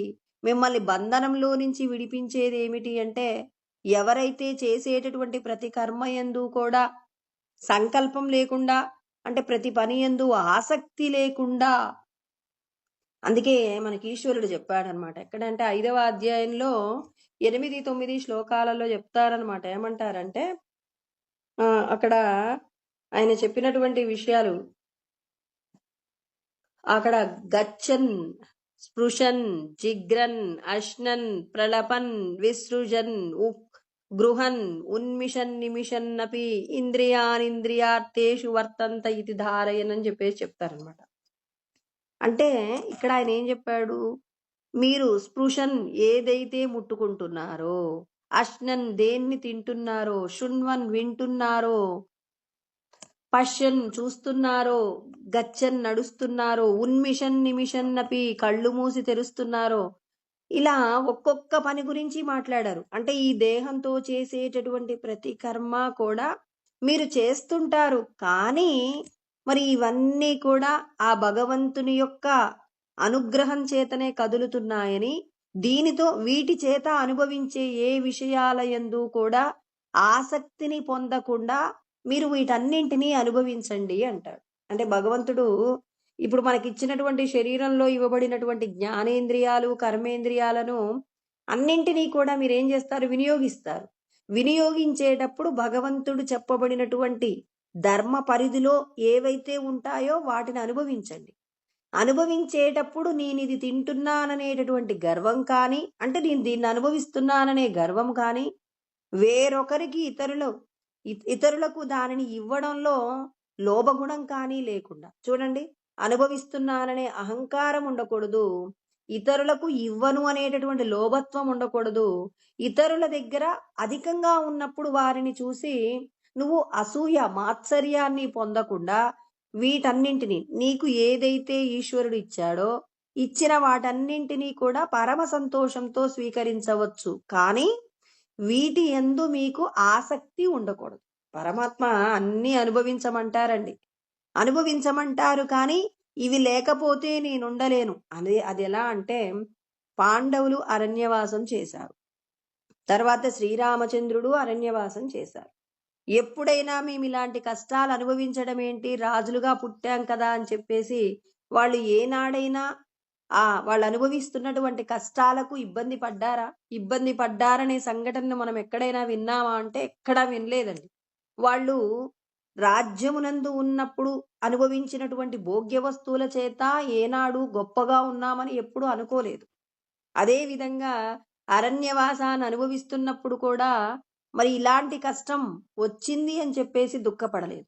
అంటే ఏ పరిస్థితి యందు కూడా ఆసక్తి లేకుండా ఈశ్వరుడి యొక్క ఇచ్ఛ, నాకు ఈ రోజు ఈ వస్తువు ఇవ్వడం ఈశ్వరుడి, నాకు ఈ రోజు పంచభక్ష పరమాన్నాలతో భోజనం దొరికింది అనుకోండి, ఈశ్వరుడి యొక్క కోరిక నేను ఈ పదార్థం తినాలని అని చెప్పి పరమ సంతోషంతో నువ్వు మితంగా తినవచ్చు. ఒక రోజున మనకి ఎక్కడికో భోజనానికి వెళ్ళాం, అక్కడేదో రుచిగా లేని పదార్థం పెట్టారు. ఈశ్వరుడి యొక్క ఇచ్ఛ ఈ పదార్థం నన్ను తినమంటున్నారని చెప్పి పరమ సంతోషంతో తిన్నాం. ఇప్పుడు చూడండి, అక్కడ వాళ్ళు మంచిగా అంటే రుచికరమైన భోజనం పెట్టకపోయినా ఈశ్వరుడు నన్ను ఈ పదార్థం తినమన్నారు అన్నప్పుడు పరమ సంతోషంతో తిని ఆ ఇంటి వాళ్లకు కృతజ్ఞతలు చెప్పొస్తాం. రుచికరమైన భోజనం కాకపోయినా కృతజ్ఞత చెప్పామంటే ఈశ్వరుడి యొక్క కోరిక నేను ఈ పదార్థం తినాలని ఈశ్వరుడు కోరుకుంటున్నారని చెప్పేసి మనం ఆ పదార్థం స్వీకరించడంలో ఎవరు సంతోషపడతారు? ఈశ్వరుడు సంతోషపడతారు. నేను పంచభక్ష పరమాన్నములు తిన్నప్పుడు ఆ రోజున కూడా ఆసక్తి లేదు, ఈ రోజున నేను రుచి లేని భోజనాన్ని పెట్టినా ఈశ్వరుడు ఇచ్చా అని చెప్పేసి తిన్నారని చెప్పి ఈశ్వరుడు ఏం చేస్తారంటే మన మీద ఉన్న త్రిగుణాల మాయను పక్కకు జరుపుతారు. అందుకే ఆయన చెప్పాడు, దైవీ హేష గుణమయీ మమ మాయా దురత్యయ మామేవ ఏ ప్రపద్యంతే మాయామేతాం తరంతితే అంటాడు. అంటే దైవ గుణాలతో కూడిన మాయ కూడా నేనే సృష్టి చేశాను. ఎవరు కూడా ఒక వ్యక్తి పాపం చేస్తే ఆ పాపం చేసినటువంటి వ్యక్తిని మనం నింద చేయాల్సిన అవసరం లేదు. అతడు పూర్వజన్మల్లో చేసినటువంటి ఏదైతే దోషములతో కూడిన కర్మ ఉందో ఈ జన్మ ప్రయత్నం చేత తను ఏం చేస్తాడు? పాపపు కర్మను చేస్తాడని. మరి పాపపు కర్మను చేసేటటువంటి వ్యక్తి ఎవరైతే ఉంటారో, మరి పాపపు కర్మను చేసినటువంటి వ్యక్తి కూడా మనం ఏం చేయకూడదట? నింద చేయకూడదట. ఎందుకు నింద చేయకూడదు అని అంటే, అతడు చేసిన పాపపు కర్మకు తాను శిక్ష ఖచ్చితంగా అనుభవిస్తాడు, నీకెందుకు దానికి సంబంధించిన పాపం అంటాడు ఈశ్వరుడు. అంటే భగవంతుడు మనందరికీ కూడా ఎలా జీవించాలో నేర్పిస్తున్నారు. ఏమంటున్నాడు? మామేవ ఏ ప్రపద్యంతే అంటే ప్రతి చోట నన్ను చూశారనుకోండి, ఆ వ్యక్తి తప్పు చేస్తున్నాడు అనటం కంటే భగవంతుడు ఆ వ్యక్తి రూపంలోనే ఏం చేస్తున్నాడు? తమో గుణముతో కూడినటువంటి కర్మ చేస్తూ ఉన్నాడు అన్నప్పుడు ఆ భగవంతుడి యొక్క ఇచ్చ మేరకే ఆ వ్యక్తి ఆ పాపపు కర్మ చేస్తున్నాడు. అంటే భగవంతుడు తప్పు చేస్తున్నాడని కాదండి, భగవంతుడి యొక్క ఇచ్చ. ఇప్పుడు మీ అబ్బాయిని మీరు 2 దెబ్బలు కొట్టారండి. ఎందుకు కొట్టారు అంటే, నేను కావాలనే కొట్టించాను వాళ్ళ నాన్నగారితో అని వాళ్ళ అమ్మగారు మాట్లాడుతున్నారు. ఎందుకు అంటే, వాడు చెప్పిన మాట వినటం లేదు, ఏ మాట చెప్పినా ఎదురు తిరుగుతున్నాడు, అందుకే నేను ఇవాళ అంటే అమ్మ ఇచ్చ ఏమైంది? పిల్లవాడిని సరిదిద్దే ప్రయత్నంగా ఏం చేయించింది? పనిష్మెంట్ ఇప్పించింది. ఇక్కడ అమ్మ దుర్మార్గురాలా? ఎవరైనా ఏమంటారు? చెప్పిన మాట వినకపోతే ఏం చేస్తారు? ఇవాళ వినకపోతే రేపు పెద్దవాడయ్యాక ఇంకా ఎంత పెద్ద పాపాలు చేస్తాడో, ఇవాళ వాళ్ళ అమ్మగారు చేసిన పని మంచిదే అంటారా లేదా? ఈశ్వరుడు కూడా ఒక వ్యక్తి తప్పు చేస్తున్నారంటే ఈశ్వరుడి యొక్క ఇచ్చ నెరవేరుతుంది. ఆ వ్యక్తి తప్పు చేస్తే అతడు పూర్వజన్మల్లో చేసినటువంటి ఏదైతే దోషాలతో కూడిన కర్మ ఉందో ఆ కర్మ చేస్తాడు. ఆ కర్మ చేసి దాని ఫలితంగా అతడు ఏం చేస్తాడు? కొంత పాపాన్ని మూటగట్టుకుంటాడు. ఆ పాపం వల్ల అతనికి ఏమవుతుంది? శిక్ష పడుతుంది. ఆ శిక్ష కూడా ఏమవుతుంది? ఈశ్వరుడి యొక్క ఇచ్చయే. అంటే కాస్త దీన్ని అనుభవంలోకి తెచ్చుకోవడానికి సమయం పడుతుంది, కానీ ఏది జరిగినా మన జీవితంలో ఈశ్వరుడి యొక్క ఇచ్చయే అని అంగీకరిస్తే మనం ప్రశాంతంగా ఉంటాం. ఈ దేహం అనే బంధనంలో నుంచి విడిపడడానికి కావలసినటువంటి విధంగా మనకు శక్తి అందుతుంది. మనకు శక్తి రావాలంటే నీకు ఏది జరిగినా ఈశ్వరుడి యొక్క ఇచ్చ, అలాగే ఆయన యొక్క ఇచ్చ నెరవేరని అనాలి. మనం ఏది జరిగినా మనకి సంతోషకరమైన సంఘటనలు మన జీవితంలో జరగనివ్వండి, తర్వాత మరి మనం కష్టపడేలాగా మన జీవితంలో సంఘటనలు జరిగినప్పటికీ ఈశ్వరుడి ఇచ్చ అంటే మనకి ఏదైనా కష్టం వచ్చింది అంటే ఈశ్వరుడు మనకు పనిష్మెంట్ ఇచ్చాడు. మనం ఏదో తెలుసో తెలియకో తప్పు చేస్తే టీచర్ కూడా పిల్లవాడికి పనిష్మెంట్ ఇస్తుందండి. టీచరు ఒక ప్రశ్నను ఆ పిల్లవాడు సరిగా రాయలేదనుకోండి. అప్పుడు టీచర్ ఏం చేస్తుంది? దీన్ని రేపొద్దుడికి 10 సార్లు రాసుకొని రా అని చెప్పేసి చెప్తుంది. అలా చెప్పినప్పుడు ఆ పిల్లవాడికి ఏమనిపిస్తుంది? టీచర్‌ని చూస్తే ఒక పెద్ద దయ్యంలాగా అనిపిస్తుంది. అబ్బా! టీచర్ 10 టైమ్స్ ఇస్తారా? రాయగలుగుతామా? నాకున్న టైమే రేపు 2 గంటలు సాయంత్రం. ఆ 2 గంటలలో ఈ క్వెషన్ రాయడానికి 2 గంటల సమయం సరిపోదు అని చెప్పి టీచర్ మీద కోపం గూడా వస్తుంది. కానీ ఆ టీచర్ ఎందుకిచ్చుంటుంది? ఎన్ని సార్లు చదివినా ఆ పిల్లవాడికి ఆ సమాధానాన్ని సరిగా చెప్పలేకపోతున్నాడు కాబట్టి 10 సార్లు గనక వాడు రాస్తే రేపొద్దుడికి సులభంగా రాగానే ఒకేసారి ఏకధాటిగా చెప్పగలుగుతాడని వాడిని దిద్దే ప్రయత్నంగా హోంవర్క్ ఇచ్చిందా? లేకపోతే టీచర్‌కి ఆ పిల్లవాడి మీదున్న కోపంతో ఇచ్చిందా? పిల్లవాడిని దిద్దే ప్రయత్నంగానే. పరమాత్మ కూడా మనకి ఏదైనా అనారోగ్యం ఇచ్చారు. మనమేదో తినకూడని పదార్థం తిని ఉన్నందువలన మనం ఈ రోజున అస్వస్థతను పొందాం. దేవుడు నువ్వు ఇంకొక్కసారి ఇలాంటి పదార్థం తినడం వల్ల ఈ ప్రమాదం జరుగుతుందనే విషయం నీకు గుర్తుండడం కోసం అని చెప్పి ఈశ్వరుడు నీకేం చేశాడు? పనిష్మెంట్ ఇచ్చాడు. అంటే నిన్ను దిద్దే ప్రయత్నంగా ఇచ్చాడా? ఆయనకేదైనా నీ మీద ప్రత్యేకంగా కోపముందా? టీచర్‌కి అక్కడ పిల్లవాడి మీద కోపం లేనప్పుడు, ఇక్కడ ఈశ్వరుడికి మాత్రం మనకు అనారోగ్యం ఇవ్వాలని, లేకపోతే మనకు కష్టాలివ్వాలని ఈశ్వరుడు ఎందుకు అంగీకరిస్తాడు? ఎప్పుడూ అంగీకరించడు. అంటే మన పిల్లవాడిని కొట్టడంలో మన దగ్గర కారణాలుంటాయి. తన పిల్లలకు పనిష్మెంట్ ఇవ్వడంలో మనకు కష్టాలొస్తే మాత్రం భగవంతుడిని మనం నింద చేస్తాం. అందుకే ఆత్మజ్ఞానం మనకు తెలిసినప్పుడు ఏం చేయగలము అంటే, మనము ఏది దొరికినా అది ఏదైనా పర్వాలేదు. యదృచ్ఛా లాభ సంతుష్టః నిన్ననే మనం చెప్పుకున్నాం. ఏదైతే నువ్వు ప్రయత్నం చెయ్యకుండా ఏదైతే దొరికిందో, అంటే నువ్వు ఎక్కడ పుట్టావు, నీకెవరెవరు తల్లిదండ్రులుగా ఉన్నారు, ఎవరెవరితో నువ్వు సంబంధ బాంధవ్యాలు కలిగి ఉన్నావో వీటన్నింటినీ కూడా ద్వేషించకండి. ఇవన్నీ మీరు ఖచ్చితంగా వీటికి సంబంధించిన రుణానుబంధం తీరేంత వరకు మీరు వీటితో ఉండవలసి వస్తుంది కాబట్టి మీకు ఏదైతే వచ్చిందో వచ్చిన దాని చేత మమత్వము పొందకండి. ఆ తర్వాత అహంకారము పొందకండి. మమత్వము అహంకారము లేకుండా అనాసక్త బుద్ధి చేత అన్నింటినీ అనుభవించండి. ఇవి నావి కావు, ఇవి కొద్ది రోజులు నేను వీటిని అనుభవించి వెళ్ళిపోవలసిందే అని చెప్పేసి మనం ఏదైనా ఒక తీర్థయాత్ర కోసం వెళ్ళినప్పుడు ఒక 4 రోజులు ఏదైనా ఒక గది మనం రెంట్‌కి తీసుకున్నప్పుడు అక్కడ ఎన్ని సౌకర్యాలు ఉండనివ్వండి, లేకపోతే ఎంత సౌకర్యాలు లేకుండా ఉండనివ్వండి. ఇది నేను 4 రోజులే ఉండేది అని చెప్పేసి అక్కడ అన్ని సౌకర్యాలు ఉంటే సంతోషంగా అనుభవించండి. కానీ ఇవి నావి కాదు, వీటిని విడిచిపెట్టి వెళ్ళిపోతానని ఏం చేయాలి? అన్నింటినీ కూడా నేను ఒక రోజున వీటిని విడిచిపెట్టి వెళ్ళాలనేటటువంటి స్థితిని గుర్తుపెట్టుకొని ఎలా అయితే వాటిని అనుభవిస్తారో, అంటే మంచి సౌకర్యాలు కల్పించబడ్డాయని చెప్పి ఈసారి కూడా మళ్ళీ వద్దామనుకోవద్దండి. ఎందుకంటే క్షణభంగురమైన జీవితంలో ఏదీ కోరుకోకూడదు. ఈ క్షణంలో నువ్వు ఇది కోరుకున్నావంటే మళ్ళీ నువ్వు ఒక బల్లిగా పుట్టేనా మళ్ళీ ఆ గదిలోకి నువ్వు రావాల్సి ఉంటది. కాబట్టి ఏదైతే అనుభవిస్తున్నామో ఇవన్నీ కూడా భగవంతుడు ఏదిస్తే అది సంతోషమని మనం ఏం చేయాలి అంటే, ఏదైతే ఈశ్వరుడు మనకు కల్పించారో కల్పించిన వాటి చేత మనము అనాసక్త బుద్ధి చేత వాటిని అనుభవించి మనం ఏం చేయాలి? ఇప్పుడు భోజనం పెట్టిన తర్వాత అందులో పెట్టబడిన పదార్థాలన్నీ మనం ఎలా అయితే తిని విస్తరాకు అక్కడ పడేసి వస్తామో, ఎంగిలి విస్తరాకు కావాలని మళ్ళీ కోరుకుంటామా? కోరుకోము.